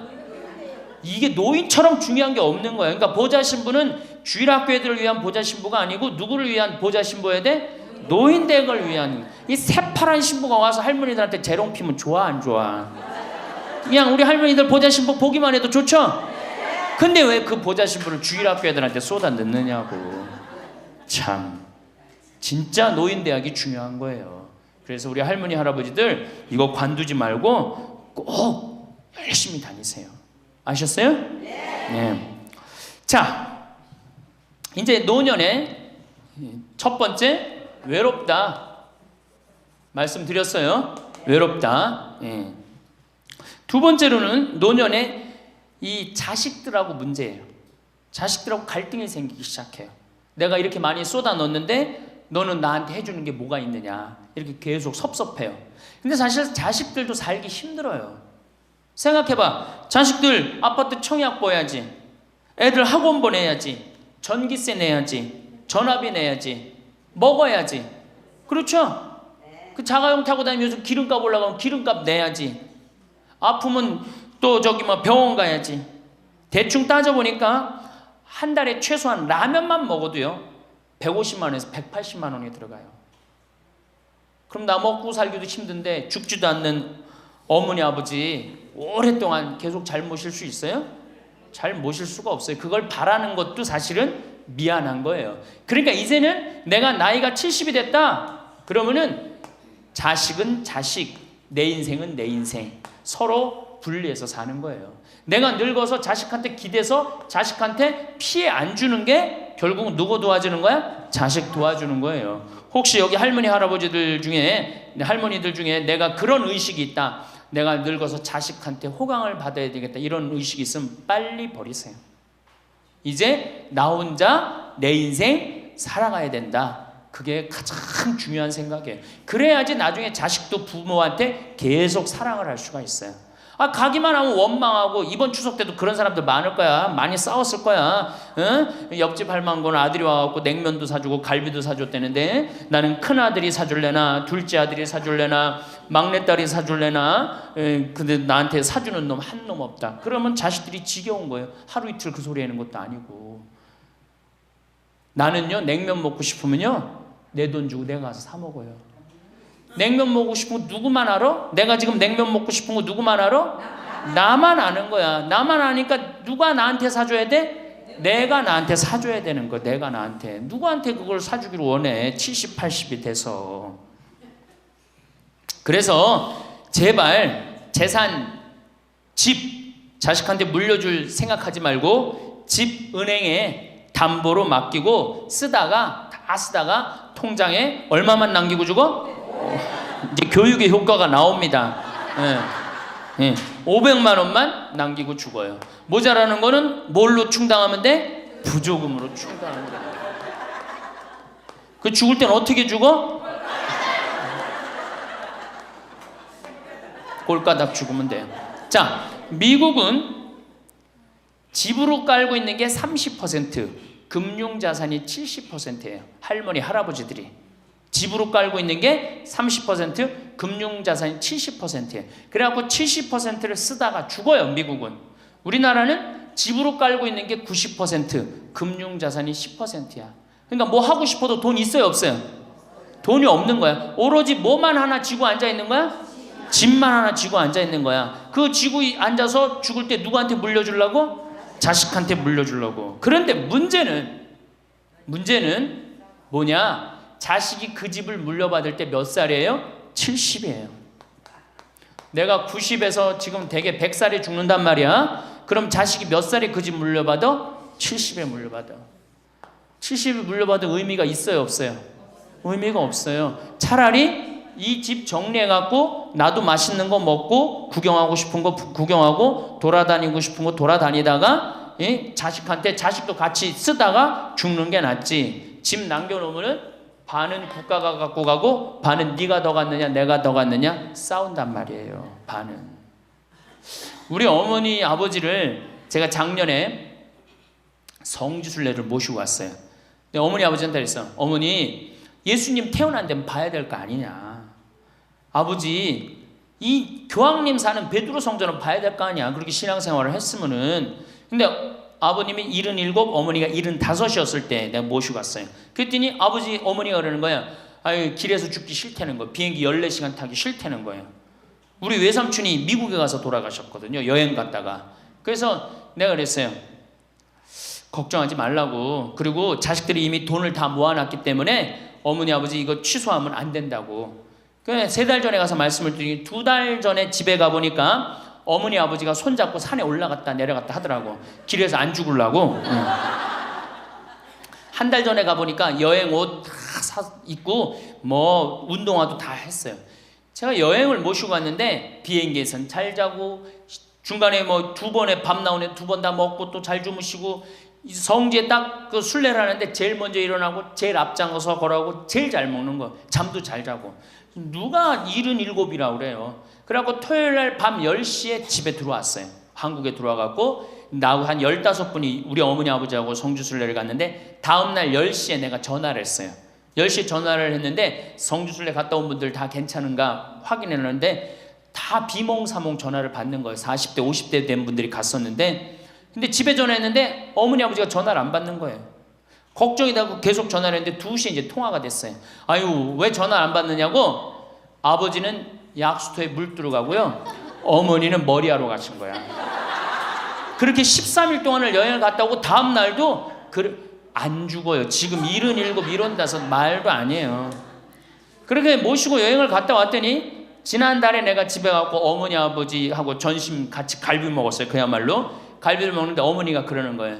신부님 작년에 신부님이 저기 막 성주순례 유럽 갔다 온다고 여행 가방을 이쁜 걸 사주었는데 집에 그 여행 가방이 이렇게 앉아 있는데 여행 가방이 너무 아깝다고. 저 여행 가방이 또 가자 이거지. 그래서 제가 그랬어요. 알았다고. 올해는 경제가 어려우니까 내년에 내가 모시고 가겠다고. 그래서 내년 모시고 갈 계획이에요. 왜? 이제는 인생이 휴가란 말이야. 휴가니까 정말로 인생을 즐겁게 살고 좀 하느님께 영광 드리고 감사하면서 살다가 떠날 때 부조금은 어머니 이름으로 부조금이 들어오면 어머니 이름으로 과원에 집 한 채 줘줄 거고 아버지가 돌아가시면 아버지 이름으로 집 한 채 드리고 그리고 아무것도 남기지 않고 가시는 거예요. 그게 멋있는 거예요. 그러니까 제발 욕심을 버리세요. 내 자식 내 새끼 이 욕심을 버려. 우리가 하늘나라를 지향하는 사람들 아니야? 근데 뭐 이렇게 세상에 욕심이 많아. 하늘나라에 지향하는 사람들이.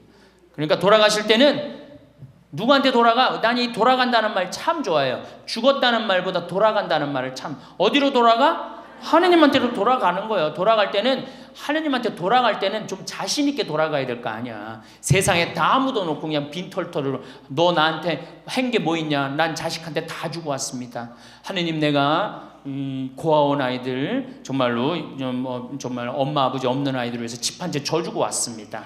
나보다 훨씬 더 불쌍한 할머니 할아버지들 위해서 집 한 채 져주고 왔습니다. 이게 나요? 내가 자식한테 물려주는데 국가가 반 갖고 가고 자식이 갖고 싸웁니다. 지금 이게 나요? 어느 게 나요? 이렇게 얘기해도 집에 가보면은 말짱 노릇먹여요. 자, 그래서 우리 할머니들 제발 내가 자식한테 집 물려준다는 생각하지 말고 그거 아까 조사해보니까 4억에서 5억 정도 한다며요. 내일 집에 돌아가면 바로 은행에 가세요. 에? 그래갖고 바로 은행에 잡혀갖고 한 달에 2억이면 20년 쓸 수 있어요. 한 달에 200만 원. 그러니까 100만 원씩. 한 달에 100만 원이면 쓸만해 안 쓸만해요? 쓸만하죠? 예, 그건 뭐 내가 이제 다음 시간에 말씀을 드릴 거예요. 자, 외롭고 친구가 없고 그 다음에 자식하고 관계가 안 좋아져요. 그 다음에 나이를 먹으면은 몸이 여기저기에 아파요. 잘생기고 이뻤던 얼굴에 검버섯이 피죠. 그렇죠? 곱고 이뻤던 얼굴이 쭈글쭈글해지고, 그렇죠? 예. 당뇨병이 생겨서 기력도 빠지고, 관절염이 생겨서 무릎도 아프고, 골다공증이 생겨서 넘어지기만 해도 뼈가 부러지고, 심장병도 생기고, 또 치매까지 걸리면 자식인지 누군지 구분도 못하고, 예? 여기가 하늘인지 땅인지 예? 그것도 구분 못하고, 고혈압으로 쓰러져 갖고 다리 한쪽 질질 끌고 다니고, 이런 그런 거를 주위에서 자꾸 보면 자꾸 자신감이 있어요 없어요? 없죠? 그런데 이런 사람들은 극히 드물다는 거예요. 미국의 95%는 건강하게 살아요. 그리고 여기 있는 할머니들은 지금 안양에서부터 여기까지 관광버스 타고 2시간 반 동안 왔죠? 그러니까 여기 있는 할머니들은 적어도 100살까지 전혀 문제없이 살 할머니들이에요. 100살까지. 왜? 지금 근력은 100살까지 관리만 잘하면 100살까지 산단 말이에요. 관리만. 그리고 살다가 죽을 때는 어떻게 죽을 수 있는 가능성이 많은 할머니들이야? 꼴까닥 죽을 수 있는 가능성이 많은 할머니들이에요. 자, 그러니까 할머니들이 이제 운동을 잘 하셔야 돼요. 그냥 늙었다고 난 늙었다 이걸로 끝나는 게 아니에요. 우리 할머니들, 며느리들한테 섭섭한 할머니들 많죠? 100명이면 99명이 며느리한테 섭섭해요. 100명이. 맞죠? 네. 아유, 솔직해네. 비산동 할머니들이. 왜 내가 100명이면 99명이 며느리한테 섭섭하냐면, 내가 고해성사를 들어보면요, 내가 비산동에 있을 때 16,000명이었지 교우들이. 고해성사 무지하게 많이 들어봤어요. 할머니들이 오면 고해성사의 100%가 다 며느리 욕이에요. 며느리 욕. 뭐 며느리가 얼마나 못되게 한 거 뭐 다 얘기해요. 그럼 내가 뭐라고 그래? 할머니, 요새 젊은 것들이 버릇이 없어서 예의 없이 자라서 그러니까 할머니가 이해하라고. 할머니 며느리만 그런 게 아니라 다 그렇다. 예.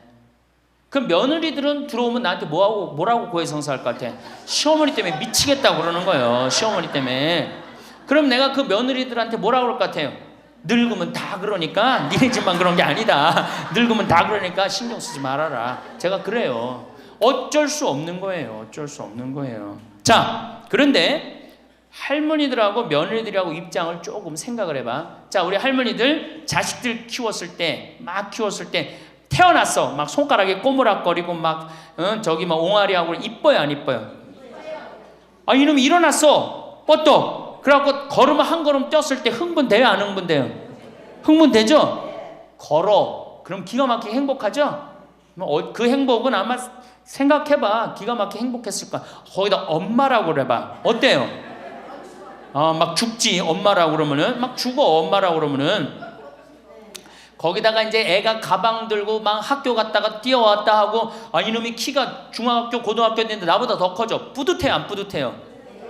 이게 키우는 맛이요 보통 큰 맛이 아니에요. 그런데 반대로 입장을 바꿔놓고 이제 생각을 해보면, 우리 어머니가 70이 됐어. 문을 열고 나오면은 아이고 그런단 말이야. 부모는 자식을 키우는 재미에 정말로 푹 빠져 있지만, 자식은 부모가 죽어가는 걸 본단 말이야. 얘야 눈이 좀 안 보인다. 보니까 백내장이 걸렸어. 눈이 또 났더니 얘야 무릎이 아프다. 그러니까 무릎에 여기 그냥 저기 물렁뼈가 다 없어졌고 그 뼈 수술해줬어. 그러니까 문 열고 나오면 아이고 좋아질 가능성이 있어요? 점점 나빠져요? 점점 죽어가는 걸 보는 거예요. 누가 더 기쁠 것 같아? 자식을 키울 때가 기쁠 것 같아? 죽어가는 부모를 보는 게 기쁠 것 같아요? 여기는 안타까움, 짜증, 의무감 이런 게 들었어. 여기는 기쁨이 있고. 그러니까 우리 할머니들 자식들한테 나한테 왜 이렇게 섭섭하게 하나 원망할 필요가 없어요. 그 죽어가는 걸 보는 건 그 슬픈 거예요. 그 외로운 거예요. 이게 정말 좋은 건 뭐야? 그 모습을 자식한테 안 보이는 거예요. 따로 떨어져서 사는 게 제일 좋은 거예요. 따로 떨어져서 사는 게. 그러니까 제발 같이 살 생각 좀 하지 마세요. 자식한테 뭐 의지하고 기대하고 산다. 지금부터 피눈물 나는 이야기를 하겠습니다. 제가 평택에서 알고 있던 할머니 한 분이 옛날에 과학 선생님을 했어요. 이 할머니가 나이가 82살인데 글쎄 75살 되던 해에 아들이 꼬신 거예요. 어머니가 살던 아파트 팔고 내가 사는 아파트 팔아서 50평짜리 아파트를 사자. 그래서 75살 먹은 할머니가 그런 생각을 했대. 내가 살면은 얼마나 사나? 살면 얼마나 사나? 여기 혹시 나는 살면 얼마나 사나 그런 생각 하시는 분들 손 들어보세요. 절대 그런 생각 하지 마세요. 안 죽어.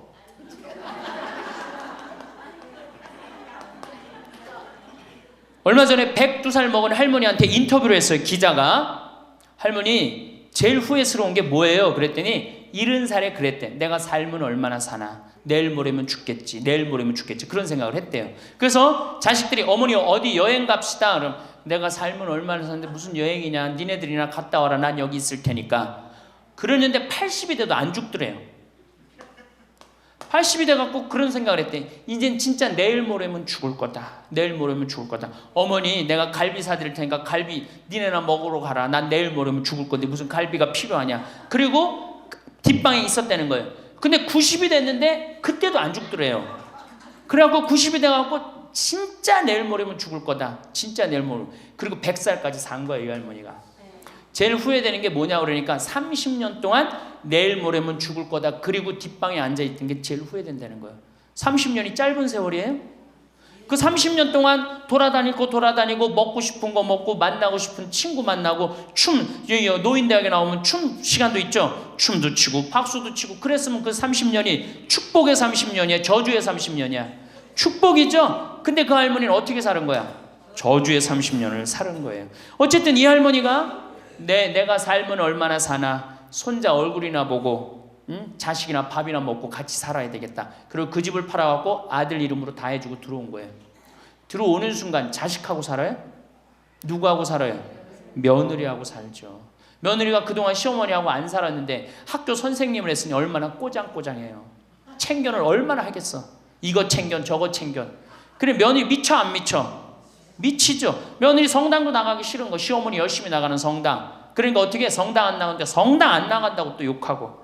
그러니까 점점 원수가 되는 거예요. 그러니까 며느리가 나 어머니랑 밥 먹는 거 체하니까 안 된다. 어머니 들어가갖고 방에서 들어가 먹어라. 밥도 같이 못 먹는 거 방에 들어가고 혼자 먹는 거예요. 손자하고 밥 먹으려고 합쳤는데 구박을 받는 거지.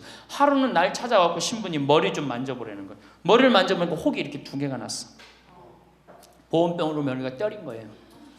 아니 60 먹은 며느리가 80 먹은 며느리랑 싸우면은 누가 이겨요? 60 먹은 며느리가 이기게 돼 있어요. 30대 며느리는 울면서 참지만 60대 된 며느리는 안 참아요. 같이 싸우지. 그래갖고 혹이 이렇게 2개가 나서 왔어요. 할머니 왜 그러고 사냐. 나하고 저 소송 걸자. 그럼 지금 아파트가 8억이니까 할머니 25평 그쪽 25평이니까 4억이니까 할머니 4억 찾아갖고 우리 집에 오면은 내가 죽을 때까지 평창에서 모시고 살겠다. 4억이면 그래 82이니까 100살까지면 4억이면 살거든요. 그래 살자. 그래갖고 나하고 고소장을 다 썼어요. 학교 선생님이라 얼마나 잘 썼는지 몰라. 그래갖고 재판 날짜를 이제 잡아갖고 변호사 다 해갖고 보냈어. 재판이 지나고 났는데 1주일이 돼도 안 나타나고 2주일이 돼도 안 나타나는 거야. 한 달 만에 성당에 나타났어. 제가 할머니 어떻게 된 거냐 그랬더니 재판하는 날 아들이 무릎 꿇고 어머니 재판 취하해 좀 내가 잘 모시겠다고. 그래서 취하를 했다는 거예요. 그게 취하를 한 거. 그래 할머니 그럼 나한테 뭐야 그래 나를 나쁜 놈으로 만들었느냐. 자식 욕하고 며느리 욕하게 만들었느냐. 신부님 자식 이기는 부모 어디 있느냐고. 자식이 잘하겠다는데 어떻게 내가 그거를 우기느냐고. 이미 80 넘어서 자식 아니에요. 왼수예요 왼수. 그래갖고 할머니 이제 자식한테 맞고 살던 나한테 찾아오지 말아라. 3달 됐는데 새벽에 전화가 왔어. 신부님 저 마리아예요. 그래서 어떻게 된 거냐 할머니 왜 성당에 요새 안 나타나느냐 그랬더니 그 집에 사는 게 너무 괴로워서 스스로 전라도에 있는 양론에 들어간 거예요. 자식한테 재산을 주면 세 가지를 잃어버려요. 첫 번째, 자식을 잃어버려요. 두 번째, 본인의 인생을 잃어버려요. 세 번째, 재산을 잃어버려요. 그러니까 우리 할머니들은 자식도 안 잃어버리고 인생도 안 잃어버리고 재산도 안 잃어버리려면 어떻게 해야 돼? 자식하고 따로 내가 가지고 있는 은행에 가서 담보로 넣고 그거 다 쓰다가 죽는 게 제일 좋은 거예요. 자식한테 피해 안 주고. 그러면은 신부님 나 늙어서 죽을 때 어떻게 해? 늙으면은 남들이 알아서 해주겠지 이런 생각한단 말이야. 그래서 내가 항상 하는 얘기가 거지 근성을 버려라. 남들이 뭘 알아서 해줘. 나 늙은 나를 누가 책임져줘? 누가 책임져야 돼? 내가 책임져야 돼요. 그래서 내가 공부하고 내가 따라다니면서 배워야 돼. 그래서 60부터 64살까지 정규학교를 다녀야 돼. 이런 거 배우는 거. 근데 우리나라가 이 정규학교가 없는 게 너무너무 안타까운 거예요. 오늘도 황창현 신부님의 행복특강 잘 들으셨나요? 이어서 나이 들수록 들으면 도움이 되는 지혜의 말씀을 들려드리겠습니다. 나의 사생활을 필요 이상으로 말하지 마라. 사람을 만나면 벙어리가 되어라.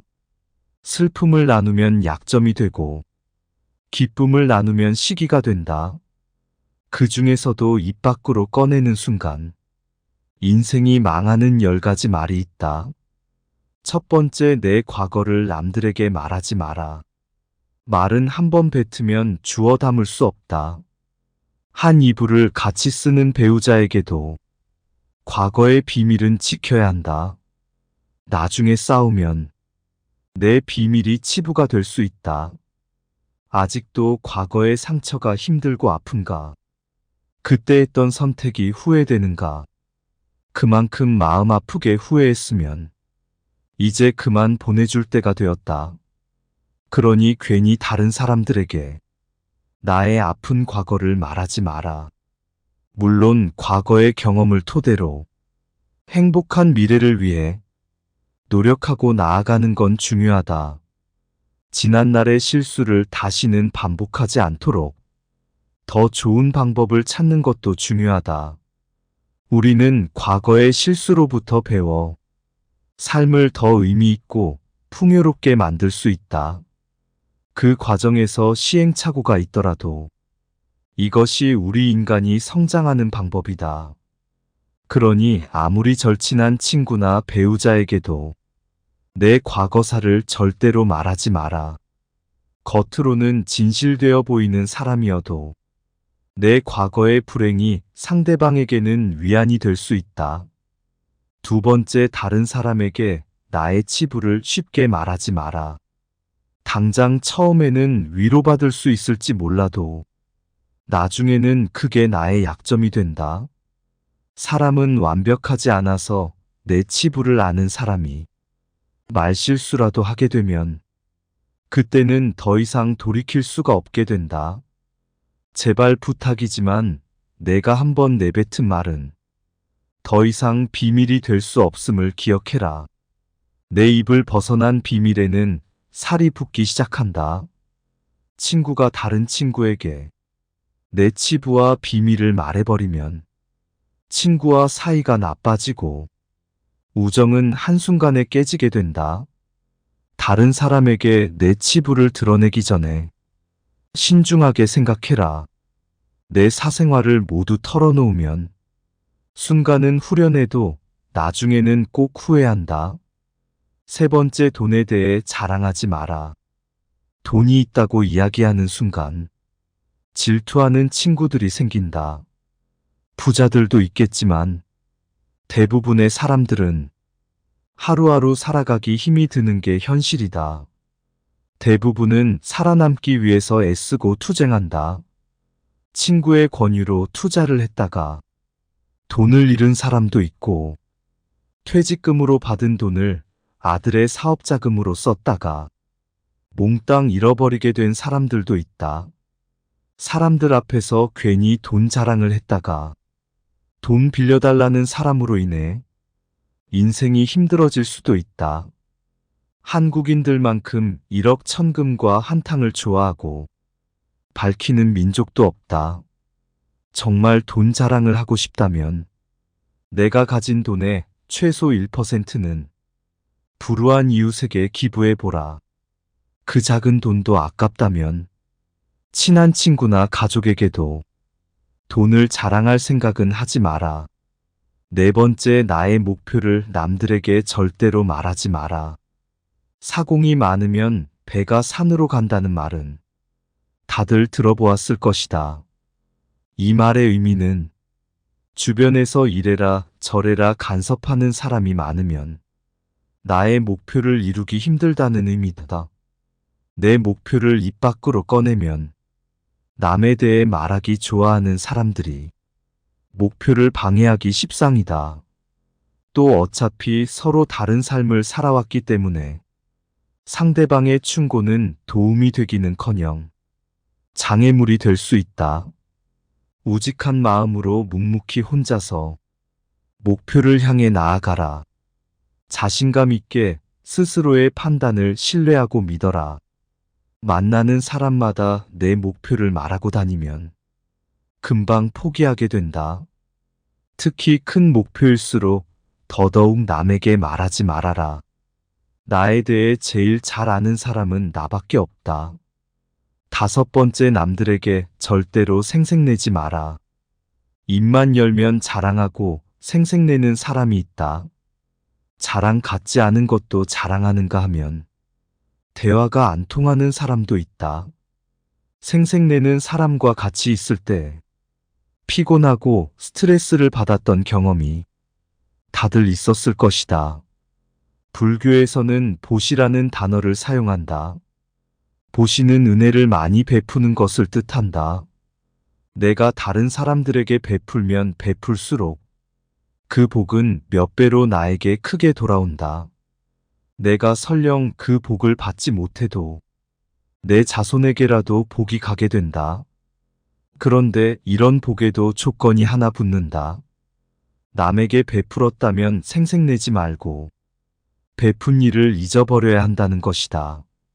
친구와 같이 밥과 술을 먹었는데 친구가 밥값을 놓고 와서 내가 밥값을 내야 할 때도 있을 것이다. 평소에 친구가 밥값을 놓고 온 적이 없었다면 생색내지 말고 하루는 그냥 내가 밥을 사주면 된다. 다른 사람에게 착한 일을 했더라도 자랑하지는 마라. 선행을 했다면 내 마음 안에서만 느끼며 굳이 타인에게 밝히지 않아도 된다. 내가 진실한 마음으로 착한 일을 했다면 그것만으로도 차고 넘치고 충분하다. 선행을 베푼 이후에는 남들에게 자랑하지 말고 내 행동의 의미를 느끼며 스스로에게 만족하라. 여섯 번째, 남들에게 내 가족의 비밀을 말하지 마라. 나에게도 사연과 비밀이 많은 것처럼 부모, 형제, 내 아들, 딸에게도 꼭 지키고 싶은 비밀이 있다. 혹시 아이들의 일기장을 몰래 꺼내 본 적이 있는가? 만약 그런 적이 있다면 앞으로는 절대 아이의 비밀을 몰래 알려하지 마라. 자식의 사생활을 지켜주는 게 가족의 화목함을 위해 좋다. 현명하고 지혜로운 사람들은 아무리 가족이라고 해도 서로의 사생활과 생각을 존중해준다. 또 남에게 가족의 비밀을 공유하지 않는다. 자식의 일기장을 몰래 보고 잔소리 한 번 했더니 아이와 사이도 안 좋아지고 상황도 나빠진 경우가 많다. 모르는 게 약이다라는 말이 있다. 자녀가 어느 정도 성장했다면 알아도 모른 채 하고 타인에게는 더더욱 아이의 비밀을 말하지 마라. 가족 간에 소중한 비밀이 있다면 절대 다른 사람에게 말하지 않도록 가족과 서로 약속하고 그 약속을 지켜나가라. 일곱 번째, 나의 치명적인 약점은 절대로 말하지 마라. 주변의 10명에게 나의 깊은 약점을 이야기하면 앞에서는 모두 위로해주는 것처럼 보인다. 하지만 그중 8명은 뒤돌아서면 내 아픔을 이용해 본인들의 행복을 쟁취한다. 나의 치명적인 약점을 이야기하면 그 사람에게 내 삶을 담보 잡히는 것이나 마찬가지다. 피치 못할 상황에서 약점을 이야기해야 할 때도 절대로 모든 약점을 한 번에 이야기하지 마라. 일단 입 밖으로 내뱉으면 주워 담을 수 없기 때문에 늘 조심해야 한다. 말을 많이 한다고 해서 사람들 사이에서 인기 있는 것은 아니다. 오히려 말실수를 한 번 했다가 지금껏 내가 쌓아온 평판이 안 좋아질 수도 있다. 타인의 약점을 통해 위안을 얻고 즐기는 게 인간이다. 다른 누군가와의 대화와 위로를 통해 약점을 극복하려 하지 마라. 정말 치명적인 약점은 혼자의 노력으로 밖에 극복 불가능하다. 8번째, 나만의 철학을 남들에게 이야기하지 마라. 모든 사람은 각자만의 신념과 철학을 가지고 있다. 100명에게 물어보면 100명 모두 다른 가치관을 가지고 있다. 내 신념이 나에게는 아무리 좋다 할지라도 다른 사람의 시각에선 이해할 수 없는 것일 수도 있다. 내 철학을 남에게 강요하거나 설득하려 하지 마라. 사람은 쉽게 바뀌지 않는다. 내 마음, 내 습관 하나 바꾸기 어려운데 남들이 내 뜻대로 바뀌기를 기대해서는 안 된다. 특히 부모님들께 부탁을 드리고 싶다. 자식 문제에 있어 부모의 생각을 강요하지 마라. 중학교 2학년을 지나온 부모님들은 자녀들이 부모님의 말에 정확히 반대로 행동하고 때로는 반항한다는 사실을 알고 있을 것이다. 강요해서 잘 풀리는 일이란 없다. 자녀를 위해 최선을 다하되 스스로의 철학은 혼자서만 소신 있게 지키는 게 좋다. 9번째, 친구의 비밀을 알게 되어도 또 다른 친구에게 말을 옮기지 마라. 나를 믿는 친구가 본인의 비밀을 알려주어도 절대로 또 다른 누군가에게 그 말을 옮기지 마라. 친구의 비밀은 내 마음 속에 있는 판도라의 창작 깊은 곳에 넣고 잊어버려라. 내 친구를 진정한 친구라고 생각한다면 제발 나라도 그 비밀을 지켜줘야 한다. 가벼운 내 입 때문에 소중한 친구를 잃게 된다면 그보다 슬프고 억울한 일은 없다. 입장을 바꿔 내가 절친한 친구 한 명에게만 약점을 털어놨는데 시간이 지나 모두가 내 약점을 안다고 생각해보자. 절친과의 신뢰와 우정이 깨질 뿐만 아니라 배신당했다는 생각에 밤잠을 설칠 것이다. 10번째, 나의 재능을 남들에게 섣불리 말하지 마라. 은퇴를 하고 연금을 받는 사람 중에 자신만의 능력으로 남들을 도와주며 마음이 풍요로운 노후를 보내는 분도 있다. 이들은 참으로 멋진 분들이다. 하지만 어떤 분야에서 특별한 재능이 있다고 굳이 떠벌리고 다닐 필요는 없다. 시기 질투가 많은 사람들에게는 오히려 나의 선의와 선행이 안 좋게 보일 수도 있다. 힘든 상황에 있는 사람을 발견한다면 많은 말 대신에 그냥 조용히 가서 도와주는 것이 좋다. 작은 능력이라도 꼭 필요한 사람에게 도움을 주면 상대는 크게 감동할 것이다. 정말 필요한 사람에게 도움을 주었기 때문에 시기 질투를 받을 일도 없다. 이에 더해 내가 뿌듯함을 느끼게 되는 것은 말할 필요도 없다. 재능으로 남들에게 기꺼이 도움을 주었다면 다른 사람들에게 알리고 다니지 마라. 겸손한 마음가짐으로 잊어버려라. 재능을 말하고 다니면 안 되는 한 가지 이유가 더 있다. 내 능력을 사람들에게 말하고 다니면 주변에서 시간을 내달라는 사람이 많아진다. 이제 우리는 청년이 아니기 때문에 늙은 몸을 아껴가며 사용하는 것이 내 자식들에게 도움이 된다는 사실을 잊지 마라. 이제는 우리 아이들에게 재산이나 건물을 물려주는 것보다 내가 건강하게 노후를 보내는 것이 오히려 돕는 길이다. 그러니 몸을 아껴서 건강한 삶을 유지하면서도 주변 사람들을 도울 수 있는 방법을 생각해 봐야 한다.